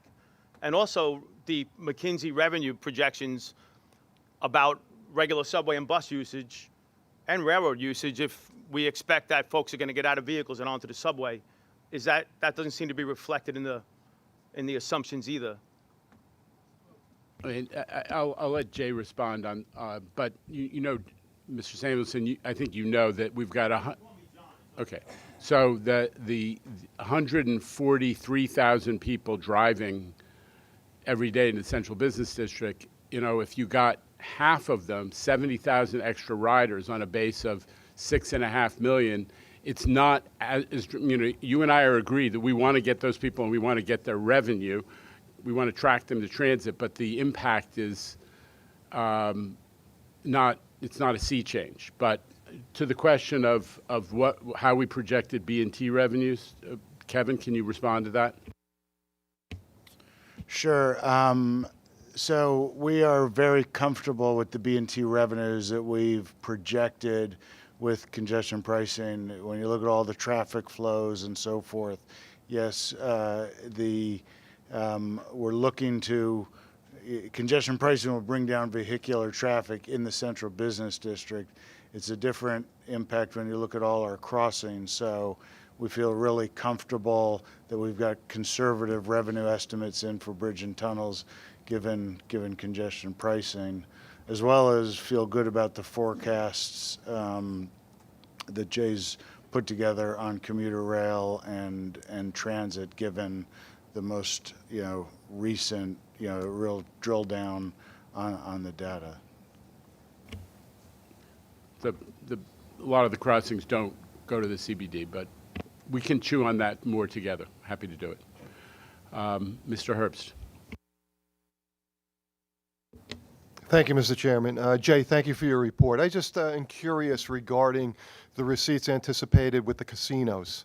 I'm not familiar, maybe you can educate me. Does the siting of those casinos have any impact on the revenues that we're looking at? Sure. So the issuings of the license, that revenue is dedicated. All three of them are dedicated to the MTA. So we've built in $500 million into 26, 27, 28 each. And then the actual where they're located will be the tax revenue. So if they're within the district of the 5 boroughs, it's 50% to the MTA. And if they're outside the boroughs, then it's a lesser percentage. So there is a change depending on what the siting is? For the tax purposes, not the issuing of the license itself. So you anticipate $500 million if it's sited outside the 5 boroughs? That number will be lower? That is regardless where they're located, the MTA will receive that money for each license. That's what I'm trying to clarify. Yeah, Thank you. Yeah, it's the difference between the licenses and the ongoing taxes. That's the issue. Okay, thank you. Anybody else wishing? Okay. So thank you, Jay. Thank you, Kevin, for that. And now we can move on to the Central Business District tolling matter that's before us today. So first of all, Jamie Torres-Springer, the head of MTA C&D, can you talk about what lifting the pause will mean for the capital projects that are slated to be funded by congestion pricing? Yep. Thank you, Chair. Afternoon, everyone. I don't need to remind the board that congestion pricing is a very important part of the 20 to 24 capital program. It's more than 30% of the program and more than 50% of our remaining funding. This is a graphic that we showed in June at the advent of the pause. And the reality is that when we looked at that time at proceeding without that $15 billion, which is actually really $16.5 billion because of the federal funding unlocked by congestion pricing, funds used as a local match, while we still had significant capital funds, they had to be focused on state of good repair. So many of the improvements that New Yorkers are counting on had to be placed on hold at that time. I want to walk you through these categories that you see here and the actions that we'll now be taking to restart many critical projects now that the funding from congestion pricing is anticipated to be restored. I will note that while we're looking at the overall schedule of projects, given the impact of the phase-in that's been announced, we're comfortable moving the following actions forward immediately. In expansion, 2nd Avenue Subway, as the chair mentioned, we've had a great project team keeping this project on track, and the governor supported proceeding with early work with some additional funds. Thanks to those efforts, we are still on track to complete this project by the planned revenue service date. Given the action that we are announcing we're able to take today, we will continue immediately with the first major stage of construction contracting for the new tunnel running from 120th Street and 2nd Avenue to 125th Street and Park Avenue. So we will restart that procurement action immediately. During the pause, we've focused even more on cost containment initiatives, and we'll update the board on those soon, but we're up to $1.3 billion in savings on this project compared to the planned project when C&D was created. All 23 of the paused subway ADA upgrades can move forward as part of the completion of the 20 to 24 capital program. We will immediately start to move forward with 6 stations moving into procurement that are already designed. That includes the major complex at 42nd Street Bryant Park, 2 Bronx stations, 2 Queens stations, 1 in Manhattan. You may also recall that the 23 stations included 1 station to be named later. I can confirm that we're close to finalizing that section and selection, and we'll be announcing it soon. The rest of the 23 stations in this plan are in design. The rolling stock program will immediately work to exercise an option for the purchase of 270 more electric buses, and will proceed with the installation of charging infrastructure at 10 bus depots that will host those buses. This keeps us on track for the roughly 500 buses that we targeted in this plan to take us to our 2040 zero bus emissions target and our overall 85% reduction in greenhouse gas emissions by 2040. Congestion pricing funds key system improvements and state of good and repair investments to keep our bridges and tunnels running safely. Major projects to rebuild the Verrazano Narrows bridge ramp in Brooklyn, which has big safety impacts, and dehumidification of the bridge cables to extend their useful life will now get underway. Those projects were already in procurement, and we're going to resume them immediately. $1.5 billion in funding is restored for new subway cars like the new R211s that are now in service, and new cars that we're poised to purchase for both Long Island Railroad and Metro North. The rolling stock program will be initiating the purchase of new locomotives for Long Island Railroad immediately.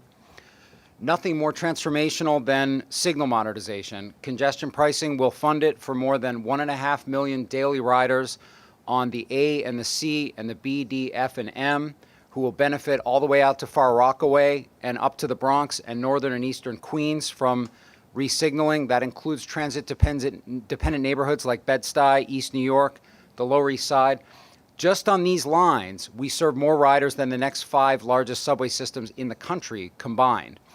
We have taken the time to improve our approach to CBTC on these lines during these last few months. For the AC in Brooklyn, which will restart its procurement immediately, we're also announcing today that we are adding the Liberty line out to Ozone Park to this bundle. So that's adding 7.7 additional track miles to be resignaled, making this CBTC project 40 miles in total. With the eventual addition of 6th Avenue, which is the other project that's funded by congestion pricing, we will have 169 miles out of the 700 miles in our subway system in construction for CBTC, compared to 50 miles completed in the previous 2 decades. So that's more than 3 times. Critical state of good repair work will now move forward. We will restart station reconstruction with ADA upgrades at Hollis Station for Long Island Railroad, begin subway station renewals as well. More to come soon, including railroad work like further electrification of the Hudson Line for Metro North. I want to note that MTA construction and development has not been idle while awaiting the resolution of this pause. We have awarded and proceeded with important state of good repair work throughout our system, including the second phase of reconstructing the Park Avenue Viaduct as part of the Grand Central Artery that you see here. I also want to acknowledge we've assembled a great team of the highest quality managers, construction managers, engineers who have kept all these projects going during the congestion pricing pause. I asked some of them to join us here today. Of course, we have our head of contracts, Evan Iceland, our head of development, Stephen Lohr, Mark Roche from delivery, and I think we have our project executive for 2nd Avenue Subway, Sib Rizwan here, Bill Montanili, who's running all those stations projects, the heads of our 2 railroad business units, Andrew Wilson and Ziona Rubin, the head of the innovative head of our CBTC program, Gregoire Soulmont, and I may have missed a couple of folks, but I just want to acknowledge them because it has been a complex few months to keep all of this work going and be ready to get all these procurements restarted, and they have certainly stepped up to do that. We were also pleased to hear the governor continue to support the next capital program. Thank you, Steve. Also, Joe Keene, the head of our Bridges and Tunnels business unit. We're also pleased to hear the governor continue to support the next capital program and its full funding, including the key investments that we've talked about over the last few months that the board voted on just last month, which fit into those same categories that I've been describing. I also want to take a couple minutes to remind the board that the new MTA is ready to get this work done and to be a good steward of the public dollars that are coming from congestion pricing. We've made the major changes to become a leading construction delivery entity, such as those that are mentioned here. I won't get into them in detail, and we have the results to show for it. Since 2020, bids on MTA projects have come in an average of 6% below estimate, resulting in an overall savings of $900 million. 90% of projects after award have stayed within budget as of the end of year 2023. Last month's traffic light report, not by us, by our independent engineering consultant, found that in the 3rd quarter of 2024 alone, 99% of projects had no budget variance, 90% of projects had no schedule variance. We've identified savings in support costs. We've talked about those before. $395 million in savings from our owner-controlled insurance program, $200 million each year from the cost of supporting safe work within our system. These results show up in real, tangible budget savings for projects that are both high profile and everyday projects. We've talked a lot about the $100 million in direct budget savings from Third Track, another $100 million from the Canarsie Tube reconstruction. We've also experienced and been able to harvest $50 million in savings for 50 line structure projects that we closed out this year. For those same line structure projects on the Grand Concourse, we actually repaired 45% more defects than we planned to, even while saving that money. And there are more projects.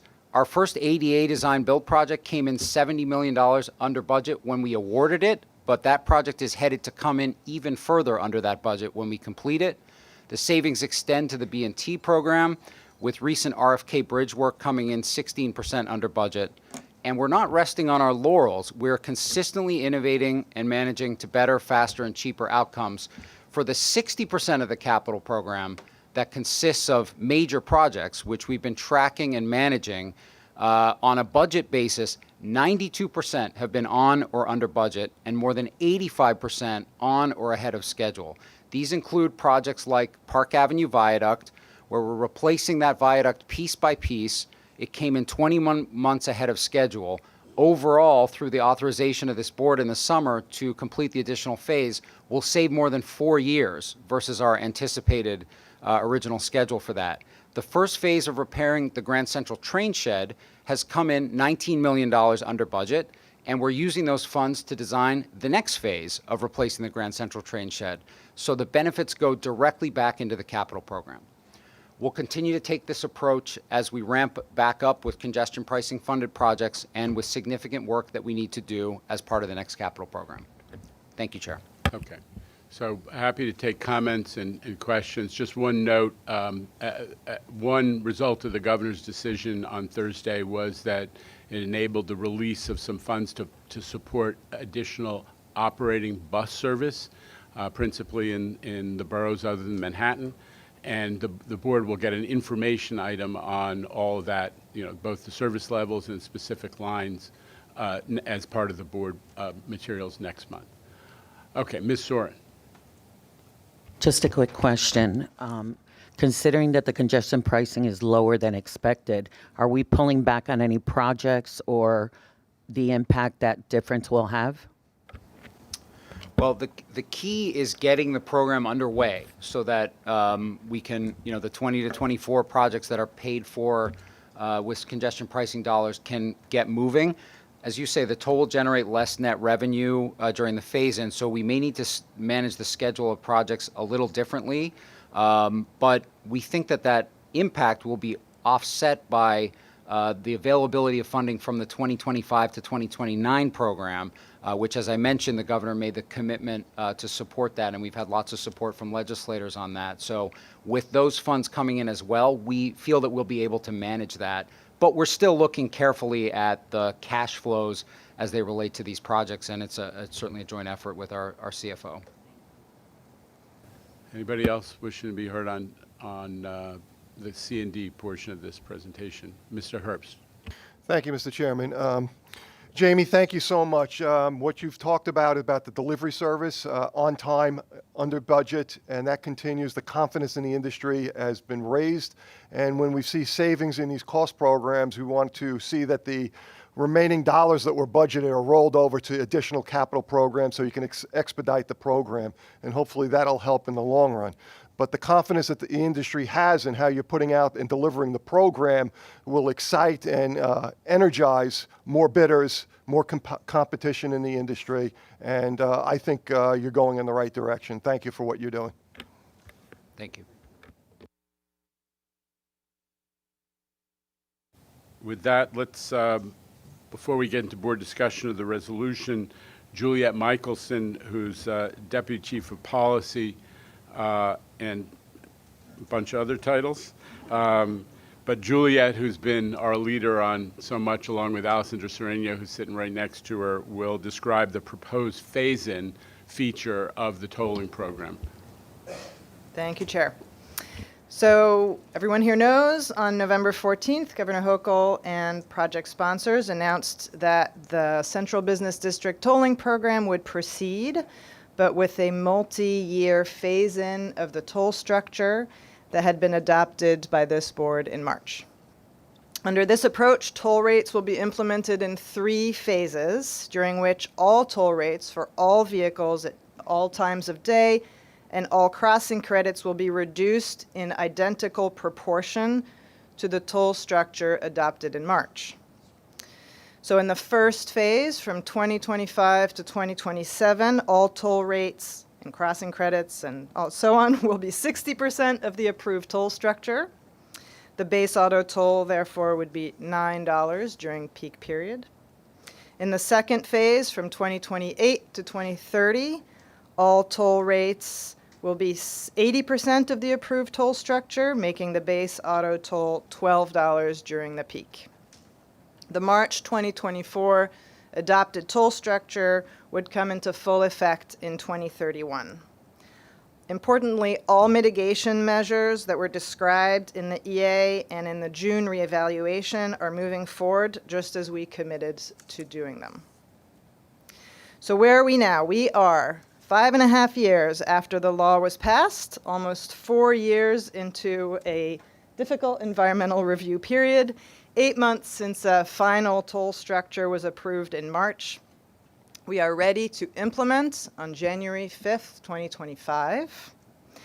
We are now seeking approval and endorsement of this new phase-in feature, which will achieve the required congestion goals, and as you heard from President Torres Springer, will allow projects funded by congestion pricing to proceed, albeit over time. And one last thing, I want to say on behalf of all of us here on staff, we do want to thank all of you board members who have been so generous with your time and your skills, your knowledge, your valuable input at all steps of this process. We know the demands of your time, and we appreciate full attendance here this morning, especially with the late schedule change. Thank you. Okay. Thank you, and I think we got to say right back at you. All of us on the board have to thank, Allison, the entire team, and it's a big team that have worked on this. I think we said all these thank yous when we adopted the tolling structure back in March, but we'll say it again because there has been more work done to make sure we were effectively analyzing and shaping this a new feature of the phase-in program. So thank you to Juliet, Allison, and the entire team. So with that, I'll take a motion before we have a discussion. Mr. Chu is a motion to adopt and endorse the phase-in feature. May I have a second? Ms. Soren has a second. With that, open the floor for board members. Mr. Chu. Okay, I'm going to take a list. Mr. Chu, Mr. Gorodnik, Ms. Valdivia. I'll get it down, but keep your hands up. Mr. Chu to start. Mr. Chu. It's been quite a ride. I think to start, we have to thank the governor for bringing us back to the future. And I think it's a good time for all New Yorkers to heed Doc Brown's words, not to be confused with Norman Brown. Where you're going, you don't need roads. And this is a very exciting time. There's very few opportunities that you have to pass a policy that will have such dramatic impacts on the climate, on the environment, on safety. I'm going to avoid the Groundhog's Day of saying all the things I said previously, but I still believe that this is an opportunity for me. Perhaps this might be one of the most consequential things I ever get to participate in my entire career. And I know we've said it before, but the staff, Juliet, Allison, everybody, and this board, there were lots of calls for rash decisions, hysteria. Throughout it all, this board, the staff especially, remained calm, kept the eye on the prize, remained deliberate, and here we are getting this done. And, just congratulations to everyone. Thank you. Mr. Gorodnik. Thank you, Mr. Chairman. I'm very happy to be here today. I'm a long-time supporter of congestion pricing and very eager to cast my vote in the affirmative today. The benefits to this program are clear: cleaner air, safer streets, and less time stuck in traffic. And as somebody who used to represent a part of the relevant area here in the City Council, I will just note that on so many hours of the day, you're just plainly in a parking lot when you're trying to move around the neighborhood, which has such harmful effects all around on quality of life, on quality of air, on the ability of those emergency vehicles to move through. So this is a very, very important initiative all around. And of course, an unpaused program is going to go a long way to funding that 2020 to 2024 capital program. Some of the things that I think are most notable there are allowing us, of course, to take that next step on the 2nd Avenue subway up to 125th Street, make more stations ADA accessible, to purchase new electric buses and deliver more reliable, frequent train service with new rolling stock and modern signal systems, and of course do that critical state of good repair work. So this will be transformational for New York City. I want to thank the governor for unpausing the pause and ensuring that New Yorkers can get moving. And also, importantly, her additional commitment to funding the 2025 to 2029 capital program in this upcoming budget season. And I also want to thank you, Chair Lieber, for your steadfast leadership throughout this period, and to New Yorkers who have made it clear what a huge benefit this program will be for the city once it begins. So thank you very much, and I certainly will be voting yes. Ms. Valdivia. Thank you, Chair. It should surprise no one. I will be voting yes. Like many of you here, I'm part of the vast majority who use the subway to go into Manhattan every day. I take my daughter to preschool every day by train, and while my child breathes in air pollution, she waits longer than necessary for buses, for subways. Much of the discussion around congestion pricing has been around the positive traffic impacts and, of course, the ability to modernize our subway system. I'm so heartened to hear that these projects are back on track. But to be not overlooked is the public health benefits. And Chair, I appreciate you calling out the air quality that we've had in New York the past couple of weeks. So in the past weeks, the prevalence of parents I've run into at the playground whose children have been hospitalized for asthma, these have been astounding. Like, these stories are really coming out of the woodwork. We all kind of have like a shared situation here with our children, hospitalization, albuterol, emergency rooms. And so when we grapple with these wildfires in New Jersey and brush fires and the drought kind of in our own backyards, we know the climate crisis is here. So, why not do everything we can to better the air for our children? I'm also an asthma sufferer. Nearly 10% of children in New York City are diagnosed with asthma, and in the Bronx, it's 20%. So, I think last time I said, congestion pricing is a policy that centers people. Congestion pricing is a policy that centers our children. And we need children in New York City. More families are moving out of New York City, and we don't want that. So as part of the congestion pricing program, I know the MTA is committing to an asthma center in the Bronx and really thinking about more attention and support that's needed for our asthmatic New Yorkers. I know this board, it's been so impressive and exciting to work with all of you. We don't take this step lightly. I know the MTA staff have been so meticulous. I want to thank you all to ensure that the public and environmental impacts have been fully evaluated. We've weighed this issue carefully. We've sat in on tons of public hearings. And I personally have spoken to many who are skeptical about this program. Trust has eroded in our public institutions. I've spoken to people out there who worry that the funds will just go into a black box, and they rightfully ask for accountability and transparency. And I specifically care about how we can deliver better services for our buses, given the traffic alleviation. So I'm excited to hear about the improvements on these routes. So I really call on us and the MTA team to go above and beyond when it comes to releasing data, transparency, and monitoring the performance of the program. We have to be really upfront with New Yorkers because we deserve, and we all deserve, they deserve too, how this First in a Nation program is functioning. So thank you to everyone involved, and thank you to the Governor of New York for her commitment to this Transit Forward program. I think we have to always remember that there are millions of New Yorkers who are using transit each day. So let's not forget about them. Let's not forget about our transit riders. Thank you. Thank you. Ms. Soren. Thank you. I, of course, will be saying yes, and I think I echo something that Mr. Chu said about we've repeated over and over the course of the last two votes the importance of this project and the importance of congestion pricing and everything that it'll bring, reduction in congestion. This really encourages us, and I speak for the Bronx, hopefully, the fact that we're getting more access to trains, better quality, gives us a really good opportunity to address the transit desert that we have, and being able to have our train stations and with the new Metro North stations with the Penn Access and our train stations upgraded. It really means the world to something like we said, the asthma problems in the Bronx have always been the highest across the city. This will address so many issues. I'm really proud to say that I'm sitting here during a time where I get to vote yes on this project, and I'm very thankful. I do have to say one thing with what was said with President from the Brooklyn Chamber about the Brooklyn being the best. And I have to contradict that publicly and say that we speak about the Bronx. But other than that, absolutely yes on this program. All right. Texas cage match next month.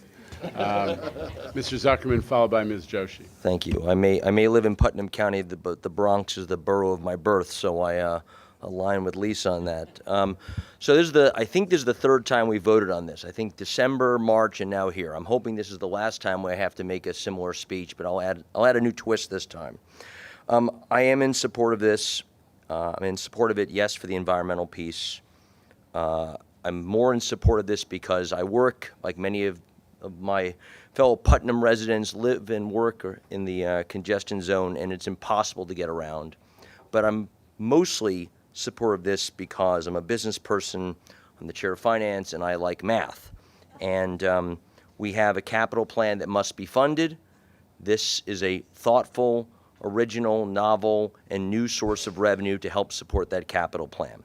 As you remember, it's not even 25% of the capital plan. This will this will support at its full pricing, and I appreciate the thoughtfulness about how we got here. Now, remember, Jano talks about $1.5 trillion asset, $68 billion divided by 5 barely gets you to 1% of the cost of our system that we can maintain. So we're sort of barely getting to where capital expenditures should be, which tells you that we have decades and decades where we haven't spent there. So that we found this revenue source, finally, to figure out how to solve this problem is amazing. Now, I will say no one wants a new tax. Call it what you will, it is a tax in some ways on usage, and this is the highest taxed income place in America. And those in my suburban communities, those who don't live in the 5 boroughs, are the second highest income tax place in America. And so any new tax, any new usage tax is not lightly taken on. My colleagues in Putnam County pay about $7,000 a year to come into the city, those with commutation tickets. Businesses are already paying the PMT and franchise taxes. Real estate buyers are already paying the mortgage recording tax and the urban tax, so that we found another group to have to share the burden, those who voluntarily drive into the city. I think shows the novelness and the thoughtfulness of the last 2 governors, both Governors Cuomo and Hochul, for supporting this, because it wasn't like this board came up with this idea. The legislature came up with this, as Juliet said, 5 years ago. I think this is practical. I think this is real world. I think it's fair. And I will tell you, and boy, Jay, who's an amazing co-CFO, told you the deal. We've kept our costs basically flat with inflation. We're not going to get $1 billion out of our cost structure. We're not going to get it out of labor. We're not going to get $1 billion out of non-labor costs. We're not going to get $1 billion out of our debt costs, certainly. So it's got to come from somewhere. Someone's got to pay. Last point I want to make is to those who have sued us to stop us, whether they're from this state or outside this state. If you have a better idea for where we can get $1 billion, we are all ears. We take cash from New Jersey or Connecticut or the federal government as much as we take it within the state. So we're here, and if anyone wants to come who's sued us, please come and tell us. Otherwise, let's end these frivolous lawsuits. Let's stop wasting time and money on politics. Let's get this done. I will vote aye.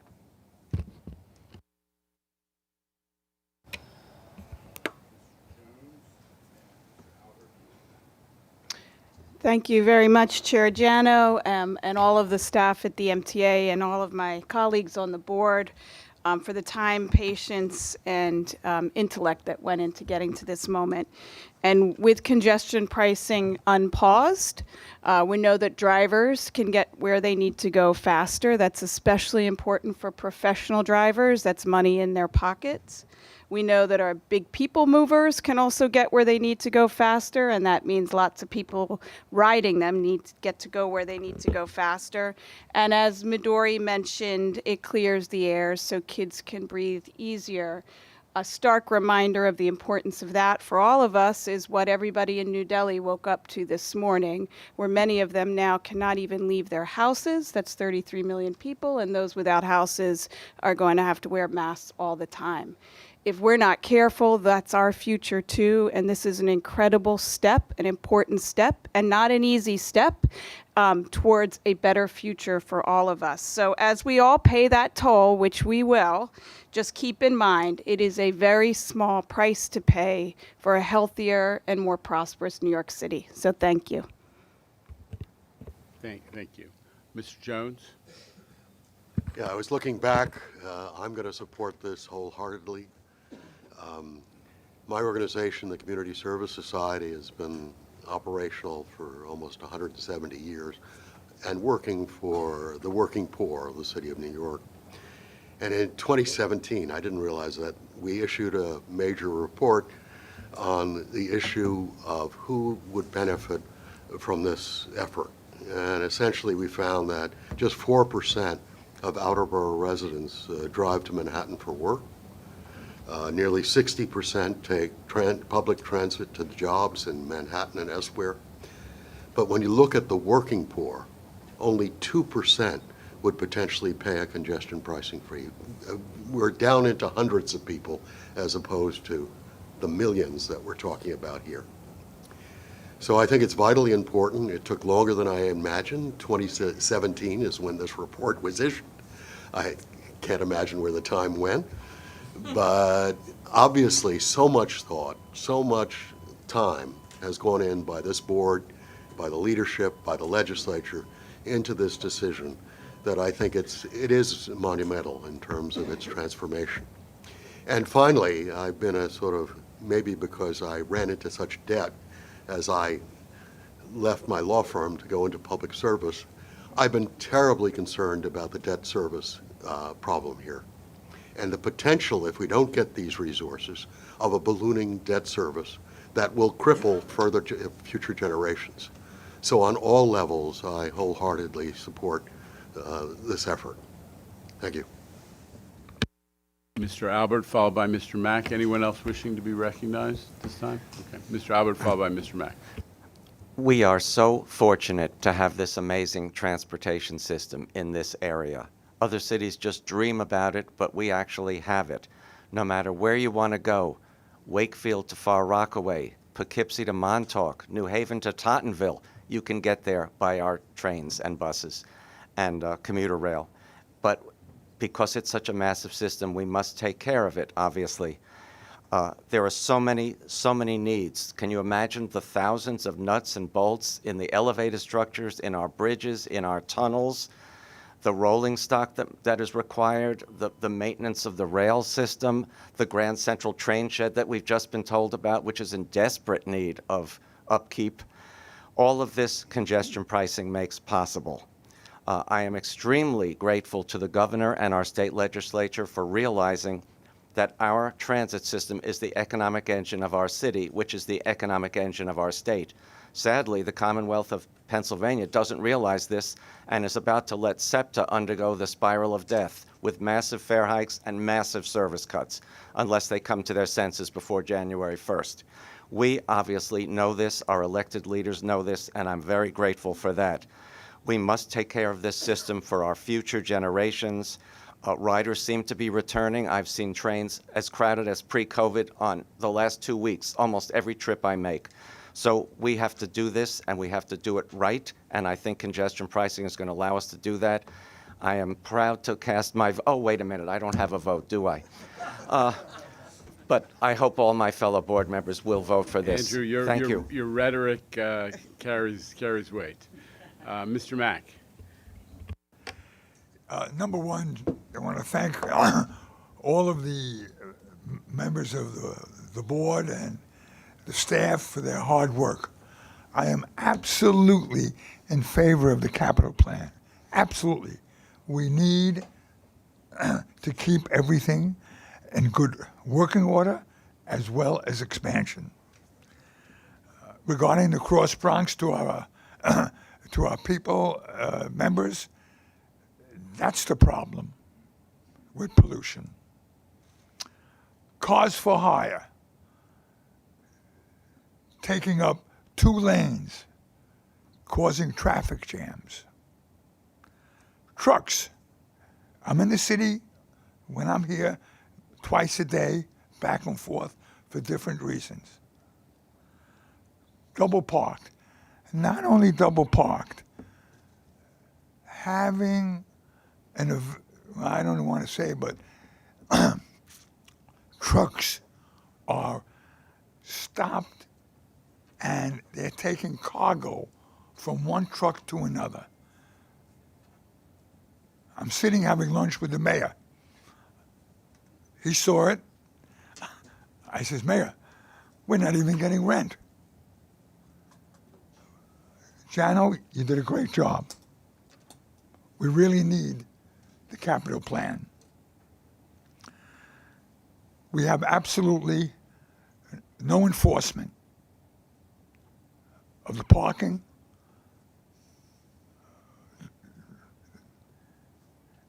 or all of the other things that would contribute to congestion. I'm on many boards. Civil service, first responders, and so forth, they're not happy with this. And I've gotten many calls. Now, what is my objection? Why I can't vote for this? Two things.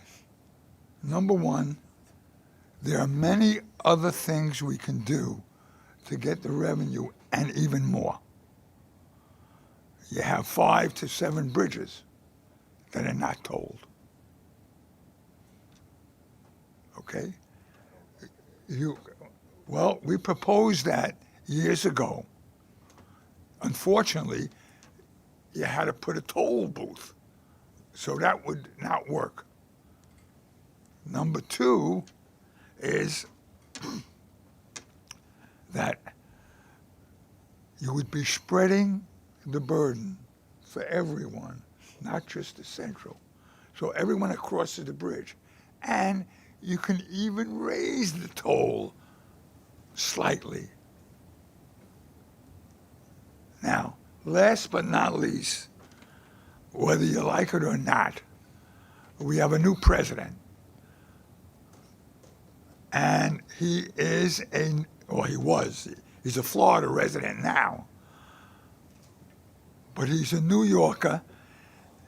His whole family has their roots here in the suburbs, Queens. Him in New York when he lived here. That's our next step, is to look to the government to help us as well. So there's many reasons why I don't want to vote for congestion pricing. But I am 100% with the plan. I'm 100% with Jano and all of the innovations that we're going to have. And I just can't vote for it because I see many different avenues of revenue that we could be taxing. And with those avenues, we bring more than $1 billion in. And it would be less of a burden spread out. But congestion pricing and air congestion, cars for hire, you see them all the time. They don't pull into an open space. They double park. Trucks unloading on one side and the other. You got 4 lanes going into 2. I mean, we just got to face that there are other alternatives to cure our financial burden, but we certainly need the money. Okay. Any other members of the board wishing to be heard before we take up the question? Okay, there is a motion on the table motion on the floor to support the resolution that was articulated by Juliet a little while ago. By show of hands, all in favor of the motion, please? Any opposition? Mr. Mack? Any abstentions? The motion carries. We've adopted the resolution. Okay. We're going to get through now our regular board business quickly. The minutes of the October board meeting and the minutes from each of the committee have been distributed to the members. Any corrections or omissions? Here we go. Okay, go ahead. It's an easy one. Just correct the spelling of Shanifa's last name and you're good to go. All right. All right. With that correction, hearing none other, the minutes are approved. Going to go back over the committee of the whole actions. Earlier this morning, we all participated in a committee of the whole meeting. The committee discussed and recommended to the full board, which is we're acting as now, a variety of items for approval. Specifically, the Committee of the Whole voted to recommend, excuse me, a modification on behalf of Construction and Development, a non-competitive ratification by MTA headquarters for New York City Transit, a competitive ratification item for Long Island Railroad, and 4 transactional real estate items for Long Island Railroad. These items are described in full and were included in your committee and board books for today. May I have a motion to approve all of those actions? Thank you, Ms. Mahaltzis. Second, Mr. Mack. All in favor? Aye. Any opposition or abstention? The items are approved. With that, we've concluded today's board business. May I have a motion to adjourn? Thank you, Ms. Soren. Second, Mr. Zuckerman. We are in adjournment.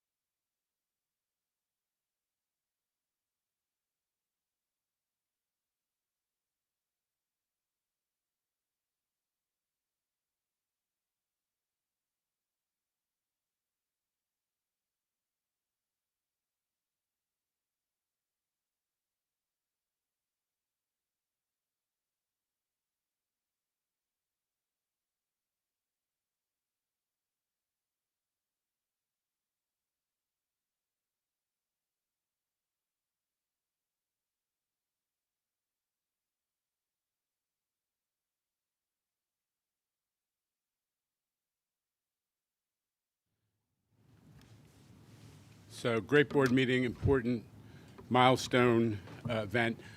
But I also want to emphasize what you heard at the first half of the board meeting, which is every MTA service is running great service.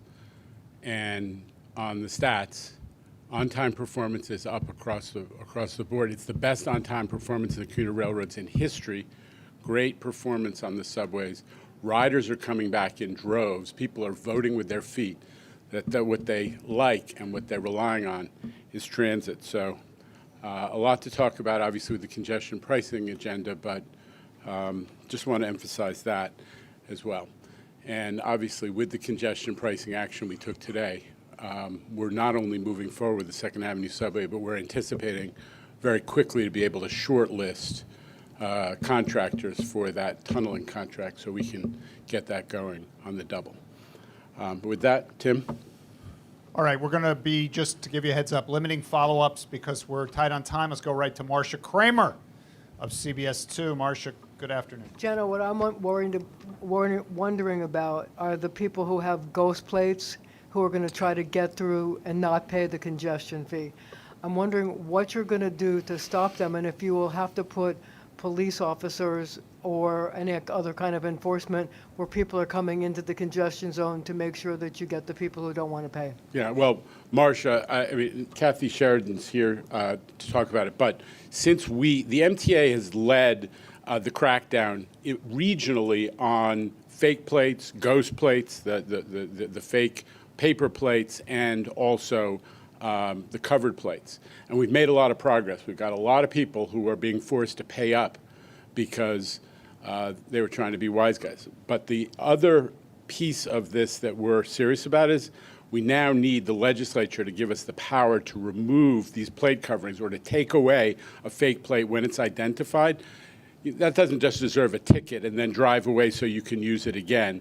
We need the power to remove those defaced plates, the fake plates, the covered plates on the spot so they can't be used again. But just to give you a little more data on the progress that's been made already on this enforcement area, Kathy Sheridan. But before she does, will you have cops at the zone when people come into the zone?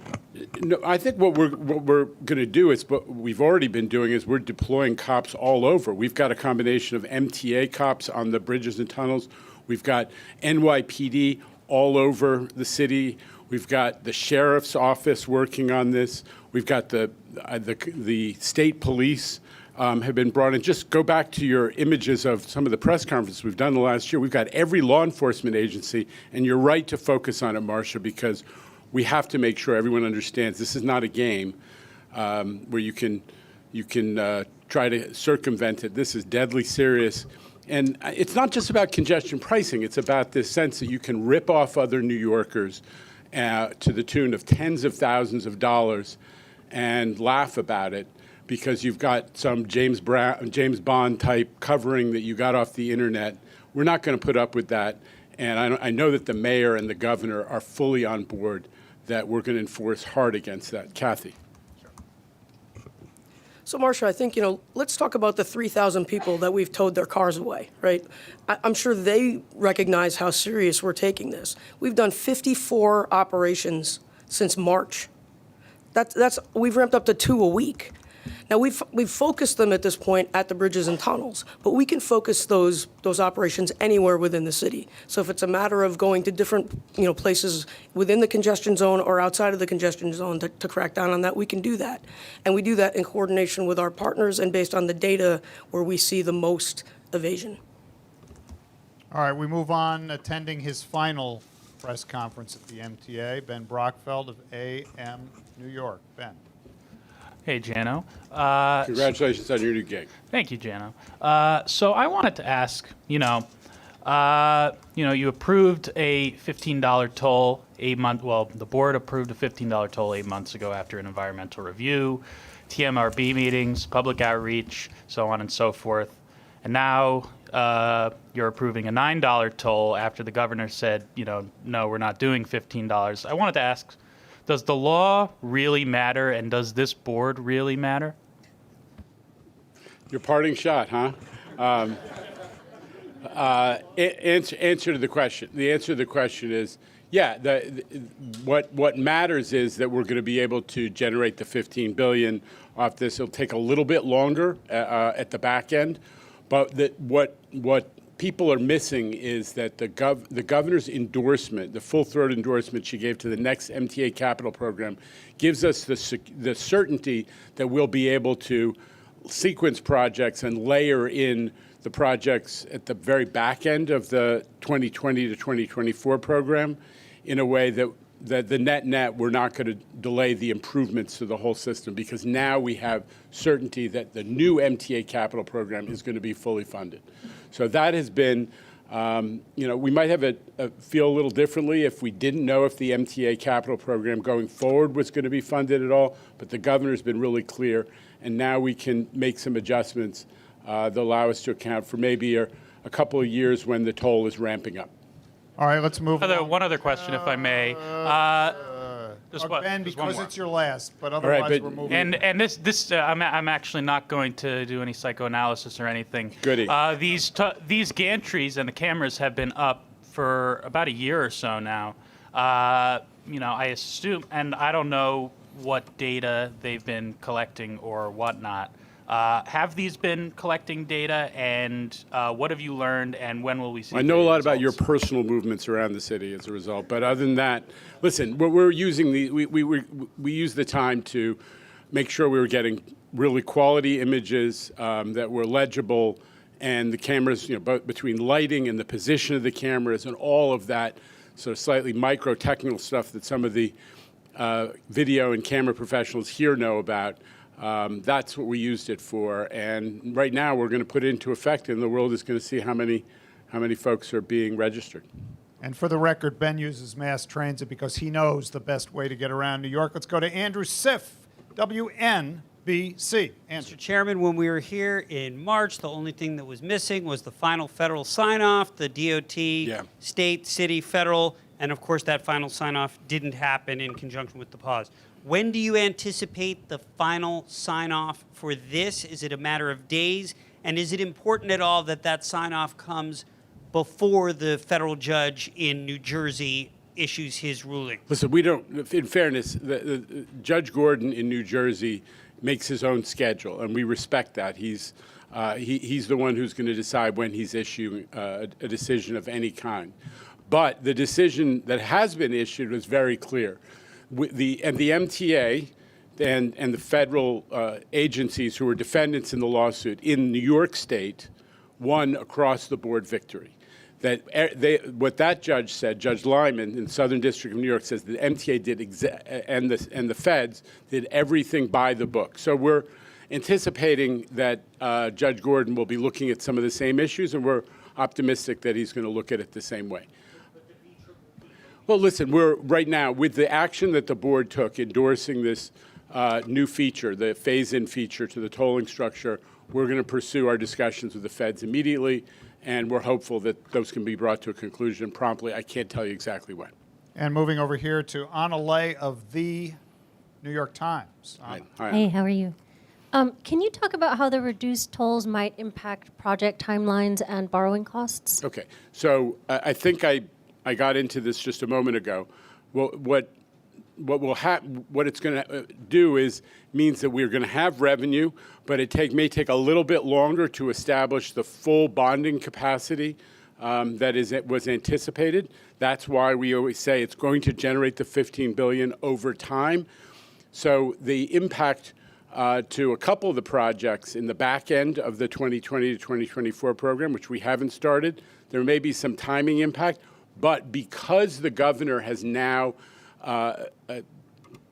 laid down the rule that she is going to put in her executive budget and she's going to support the full MTA capital program, we can advance other projects. So as a result, the whole capital program, Anna, across two different timeframes, the 2 5-year periods, I think is going to be flat. There isn't going to be significant delay as a result. Is that clear? Is that making sense? I don't anticipate, because we can advance projects because now we know we have funding in the new program that is going to be funded by revenues and sources that are available right away. And we don't have to wait for any funding. Every last dollar from the congestion pricing bonding. Okay, so there will be bonding. It may just take a little bit longer, but it's offset by the fact that will have a fully funded 2025 to 2029 capital program. All right, a lot of folks here today. We're going to the western balcony over there where Newton Jones Burkett III is standing by from Channel 7 Eyewitness News. Tim, thank you. Mr. Lieber, you have been very confident, I think, about the fact that you believe this is going to happen in January. You were confident last week. You're very confident today. I'm wondering where the confidence comes from, because Trump has expressed his feelings about congestion pricing. He thinks it's a bad idea. He thinks it's bad for New York economically. What makes you so confident that this can happen? Okay, so number one, what we're doing is not some crazy initiative solely of the city or the state or the MTA. This is a federal program that has been on the books for 20 plus years that we're operating under. So I am confident that if and when we receive approval from the federal government, albeit the Biden administration era federal government, it will stand the test in the courts. That, taking away an approval for a program that the feds have been operating and invite New York and other states and localities to enroll in is not something that can just be pulled away. Number two is, I said it before, but I'll say it again. I believe Donald Trump is a New Yorker who, in part because he's an owner of office buildings, gets that traffic is an impediment to the economics of New York City and with it the nation, and also that 90% of the people who are going to his office buildings are dependent on mass transit. So I believe that as a New Yorker, he may well understand it. Now, there may be, sort of MAGA folks around him who look at it differently, but that is one of the reasons that I am optimistic about how this will go forward into the Trump era. All right, we're coming down here to Alfonso Castillo of Newsday, here from Long Island today with his Newsday TV crew. Alfonso. Hi, Jenna. This morning, the supervisors of 4 Long Island towns held a press conference speaking against congestion pricing. The Nassau County rep on the board cast the only no vote. Long Island remains a big seat of opposition for congestion pricing. What do you say to David Mack, to the supervisors, to everybody on Long Island who remains very much against this? Well, number one thing I say is 2 out of the 3 Long Island representatives on the board voted for congestion pricing. So please include that as you take a look at this. Hey, listen, there's no question that there's a lot of, some people see political advantage in this, but I would remind all of us that only less than 1% of the population of the region, and that includes on Long Island, is actually going to pay the congestion pricing toll. So we tend to overemphasize, I believe, the drivers who are relatively small in number, as opposed to the overwhelming number of people. 80% of people in Suffolk County take mass transit to get to jobs in New York, in the central business district. So as you're talking to elected officials, as you're talking to people on Long Island, I think it is useful to be reminded that the overwhelming majority are actually mass transit users, and that number is growing as people are seeing the great service that the Long Island Railroad is providing. And we should keep in perspective that it's less than 1% of people who are actually going to pay this toll. Over there in the Hudson River Pavilion, we've got the New York Post contingent, starting with Haley Wood. Haley, good afternoon. Haley Brown. I had an off-topic about, if I could ask. Nothing is off topic. That's the news. Oh, great. Okay. Then city officials said today that they've recommended a number of changes to address subway surfing, but so far those changes are still, quote, being discussed. What's the delay here with such dangerous acts? Why not move immediately, and what are those changes? So the MTA has been more active on this issue than any other player in the governmental ecosystem. We are the ones who developed the relationship with all the social media companies and got them to start taking down subway surfing videos. We are the ones who got New York City kids to develop that ad campaign that everybody on the subways has heard for months and months, and that we display on all our screens. We have worked with the NYPD to make sure that they have cops in the locations which are which are prone to subway surfing. The result is that literally hundreds and hundreds of kids who are doing this, notwithstanding all these efforts, have been they've been detained, and they're not arrested, but they are taken home to their parents. And what we do is we beg the parents, beg them to take control of what's going on and make sure the kids don't engage in this, because this is tragedy when kids, and many of them are good kids who don't have bad history, get involved in this and get injured or lose their lives. One other point that I would make is that some of this is recidivism, a problem that we have with, in general in our society, but including in subway crime. The guy who, we literally had somebody picked up over the weekend, a guy who was, I think, an older teenager, an early 20s guy, and he was taking a 13-year-old on a subway surfing outing on the A train on the Rockaways. And he's the same guy who moved the train in one of our yards a while back. He's a chronic subway transit offender. So we got to deal with the recidivism issue, and we got to get the other stakeholders in child safety, parents, schools, teachers, other caregivers, to help us, because the MTA is doing whatever it can. Chief Kemper, is there anything else you want to add to this? Okay. So I don't know any specifics about what may have been said this morning at the hearing. There was a hearing this morning, so I don't know those specifics. But I hope you'll take what I've offered up as, you know, that's the story of the MTA's leadership on this issue, which has been pretty significant. All right, from Haley Brown to her colleague Vaughn Golden, standing there, who came down from Albany for this. Vaughn. Jano, I thought I heard you mention earlier, I just want to make sure I heard this right. You're expecting the governor to line out the remainder of the capital plan within her executive budget in detail. Is that accurate? And further, if that's the case, how active do you expect to be in advocating for whatever funding revenue streams she presents when it comes to budget, 3 people in a room later this year? I'm not talking, the governor is an incredibly important player in whatever happens in Albany in the legislative session. Many people say the governor has the most influence on that. But obviously, we're going to be active in Albany in making sure that what the governor proposes is acted on ultimately in the budget, and that includes the full MTA capital program being funded. And you expect her to line out all of the revenue sources, the additional revenue raisers, as all the Albany types would say? Yes. You expect her to line that out? Yeah, I do. She made it clear at the Thursday press conference that that will be part of her budget proposal at the right time. All right, Vaughn, thanks for coming from Albany. Let's go to Nolan Hicks with New York Magazine. Oh. Yeah. Thinking about the last 5 months, what have you learned? You know, I spent 14 years on the World Trade Center, so I'm, as I said to many of you before, I think that sticking with things can pay off. And that's what we at the MTA have done. I think that also that New York is filled with a lot of people with a lot of opinions, but the transit advocacy community in New York and the environmental advocacy community should not be underestimated.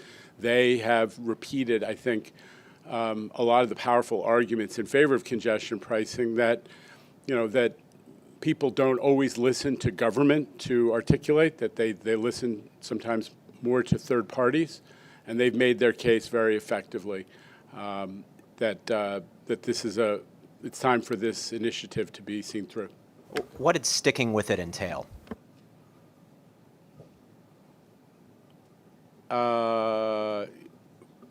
I think it's been working with all of the stakeholders who are engaged in this, governmental and otherwise.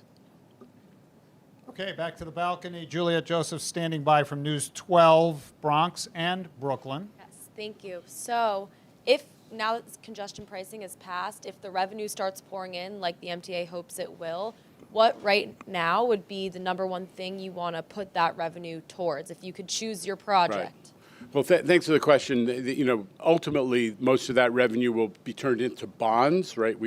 Bonds that the MTA issues so it can do lots of projects, not just wait for each dollar to arrive. It's a little like a mortgage.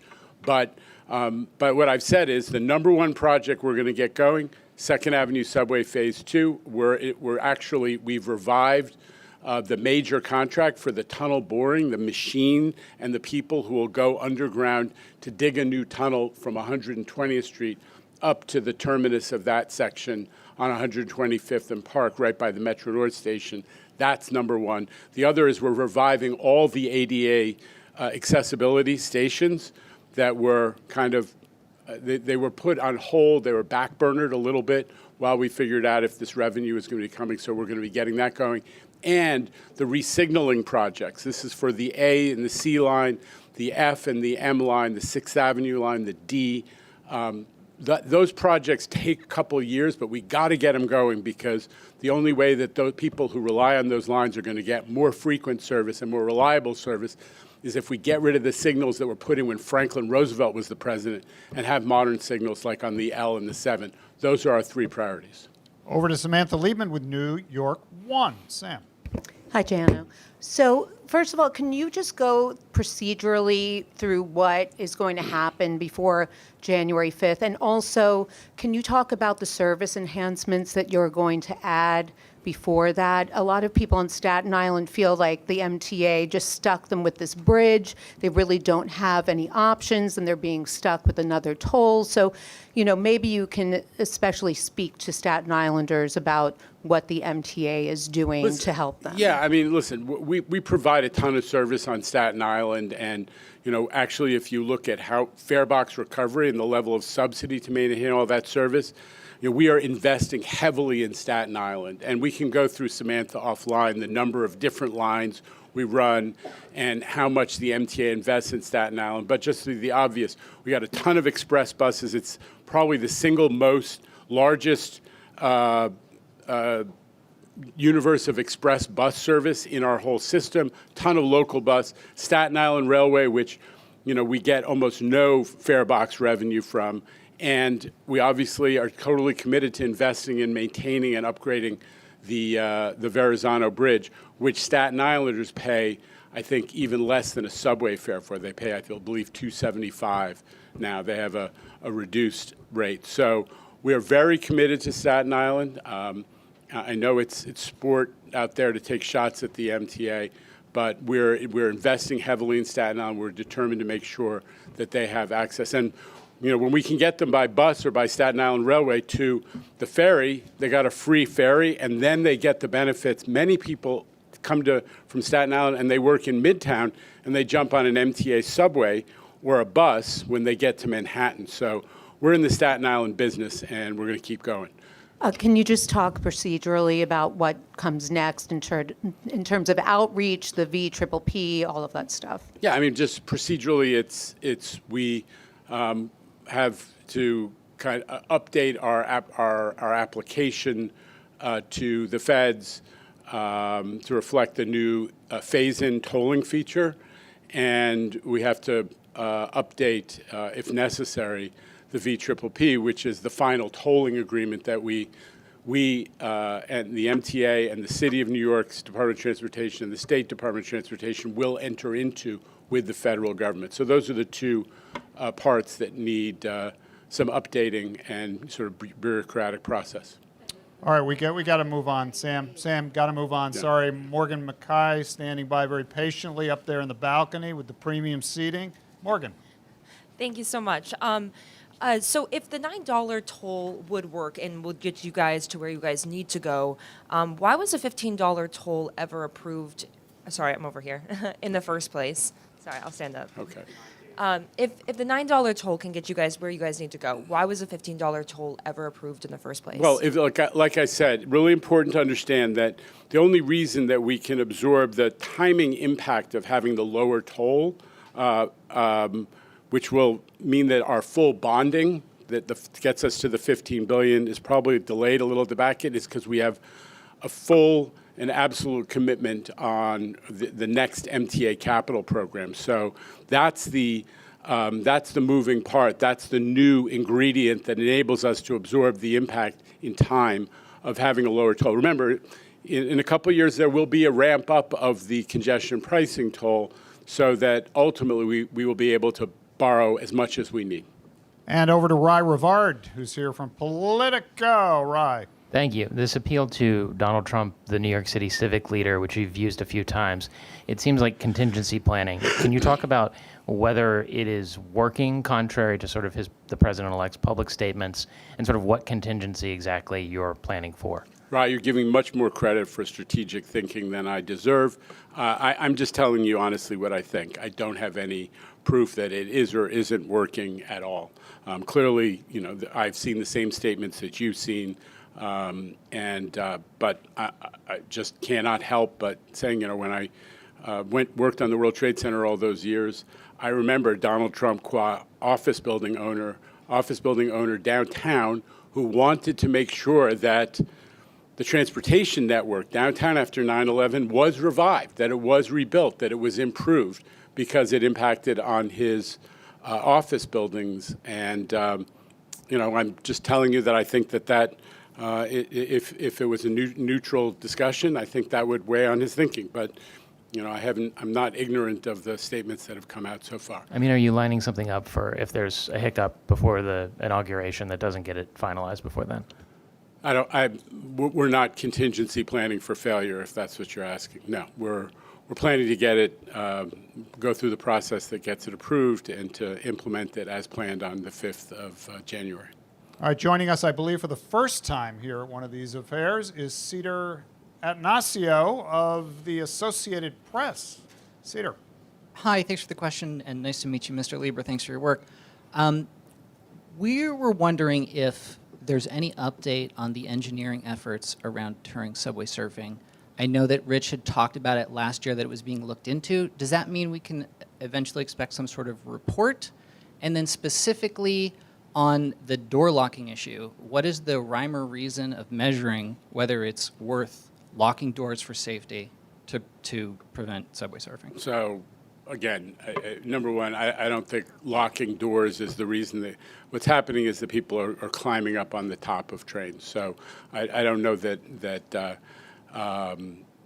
those are the same issue. But listen, the whole question of what I gave a lot of information before about what the MTA has done to push back against subway service, to discourage it, and to try to get to the help of people who are responsible, like the police, like caregivers, like families, like social media.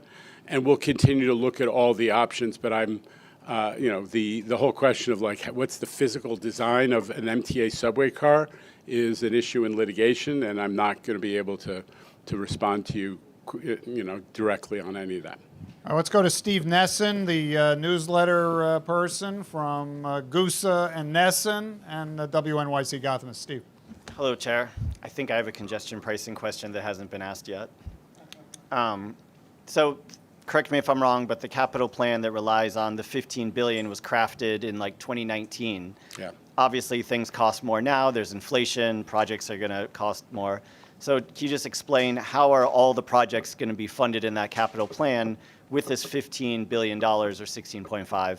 And maybe I'm misunderstanding, but you keep saying the next capital plan is the new ingredient. Are you saying you're dipping into the next capital plan to pay for the previous No, one? I think what I'm saying is that the next capital plan allows us to offset the scheduling impact of being able to bond all of the $15 billion as soon as would have otherwise been anticipated. That's what I'm saying, Steve, is that we can now, because we'll have a certain revenue stream after this budget, the next budget's passed and the capital program goes into full effect, we'll be able to accelerate projects that might not have otherwise gone on at the same time, in effect, to fill the space in our whole capital program in terms of getting work done. So that's the point that I've been trying to make, however inartfully, to get it across. But your other question? About just everything costs more. Yeah, so there's a certain, you're absolutely right. There's been about a 30% cost inflation in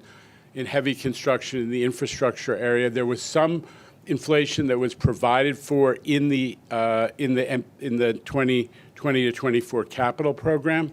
But we have been, I think, effective in squeezing down projects. What we do is, it's not a secret to you that we're shaping the projects as we go. So we've had this approach of bundling.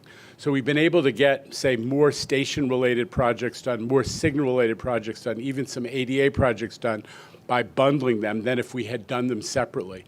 And I won't take you through, you've heard it all from Jamie, but we're confident we're going to be able to get done the full scope of what was contemplated in the MTA's 2020 to 24 capital plan, with maybe a tiny bit of slippage, but pretty close to the full scope with the money that's being provided once congestion pricing is in effect. And over to Michelle Kasky right there from Bloomberg News. Michelle.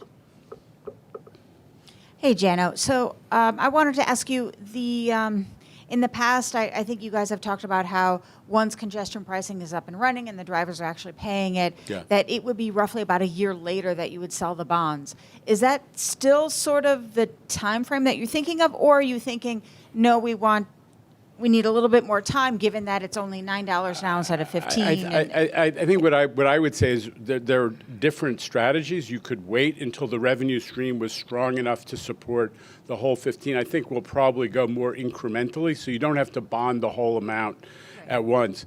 And Kevin and Jay are shaping those strategies. Over to you, Kevin. Thanks, Jano. Yeah, you said it correctly. The 1 year is kind of just to prove out that the traffic's there and the system's working. So I think the strategy during the phase-in period is to time our bonding, not only for the initial 1 year, but also as the revenue is ramping up, to issue the bonds as we need the cash for the projects and what the revenue stream can support. The important issue is that we can commit to the projects, enter into the contract, get the projects going, and then the cash needs come in over time as invoices come in these multi-year projects. So we just need to manage the timing of our bond issues and project commitments. And I think as the chair said, that the combination of us managing that timing with the new 25 to 29 will give us enough resources to be able to commit to a large amount of projects every year, over the next 5 years. All right, we got to move on. Dave Cologne from Streets Blog standing by. Dave. Hi, Jano.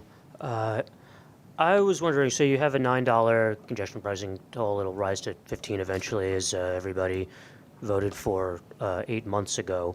But when it comes to commuter rail trains, when you look at the prices for these things, you've got the cheapest possible Long Island Railroad fare from Long Island, outside of the city zone, $26 peak, $19.50 off peak. It's in the Metro North. The cheaper ones are $23.50 peak for a round trip, $17.50 off peak, $24, $18 for these round trip tickets. Why is that, and when will it be cheaper to take the train into the city than to drive into the city? Okay. So, Dave, you know that a huge portion of our commuter railroad ridership takes a monthly ticket. And then that's not only cheaper, a lot cheaper than the numbers you were quoting on a per ride basis, but it also enables our conductors to quickly get through the train to collect fares. So that's a net positive. And we've seen a rise in the number of monthly tickets consistently in the last couple of years as we come back from COVID. So in the Pat Foy model, I'm not sure I accept the premise of the question. But what I would say is we are interested in keeping fares down to be competitive. And one of the novelties that we have, the new initiatives that we've pushed, is the city ticket. We've gotten a new commuter railroad ridership base from people who live inside the city and now take commuter rail because it's faster. It gets them where they're going faster than if they took the subway or a bus or some combination. And they're getting it for $5 or $7 in the peak, as opposed to where they were before, maybe with 40+% more. So we've saved a lot of people time who happen to live in working class neighborhoods in the city, and they have become commuter railroad riders. And that has been part of our strategy that I think is also about equity and leveling the playing field, in addition to keeping commuter railroad fares down. I think the monthly fares, if I'm not mistaken, Rob and Kathy can correct me, are still cheaper than they were before COVID on the commuter railroads. So we're pretty proud of our fare structure. What if you're not Rob and using it Kathy are monthly? both nodding. Got to move on. Evan Simcoe Bednarski's here from the New York they are. Daily News. John, right Evan. there. Hey, Jano. Yeah. So you guys put in a lot of work to keep things like Second Avenue Subway on schedule while the pause was in place, and it sounds like that's largely worked, and there's not going to be slippage there. But there were a couple of items in the outgoing capital plan, specifically here I'm thinking of rolling stock, where there were a lot of time pressures from outside the MTA, waiting in the famously long lines, right, to get Kawasaki cars built, for instance. What becomes now of things like, option 2 for the R211s or for the M9As, things that had to be paused for, 5 months here? Are you still on schedule, or is that something that gets shunted to the next capital plan? Well, there's, Evan, you're displaying your knowledge. I mean, there's so many variables that we don't control with the manufacture and delivery of rail cars at this point. There's all these supply chain issues that developed and have not been entirely solved. There's the insufficient competition, in my view, in this entire area. It's one thing that I've talked about and we're trying to address, to get more companies to come to the state of New York to build rail cars here. New York used to be the rail car manufacturing center of the world, and it ought to be again. There's lots of opportunity because we buy half of the rail cars in the United States. So we're going to continue on the rail car procurements that are identified in the capital program, but you're not wrong that the exact timing is subject to an enormous number of variables. We are still moving forward with the 9A and the second option on the 211s. All right, thanks, Jano. Kevin, Kathy, Sheridan, appreciate it. And farewell to Ben. Thanks for 3.5 years of continuing coverage. Psychological. Appreciate that. Thank you. Who do we not get?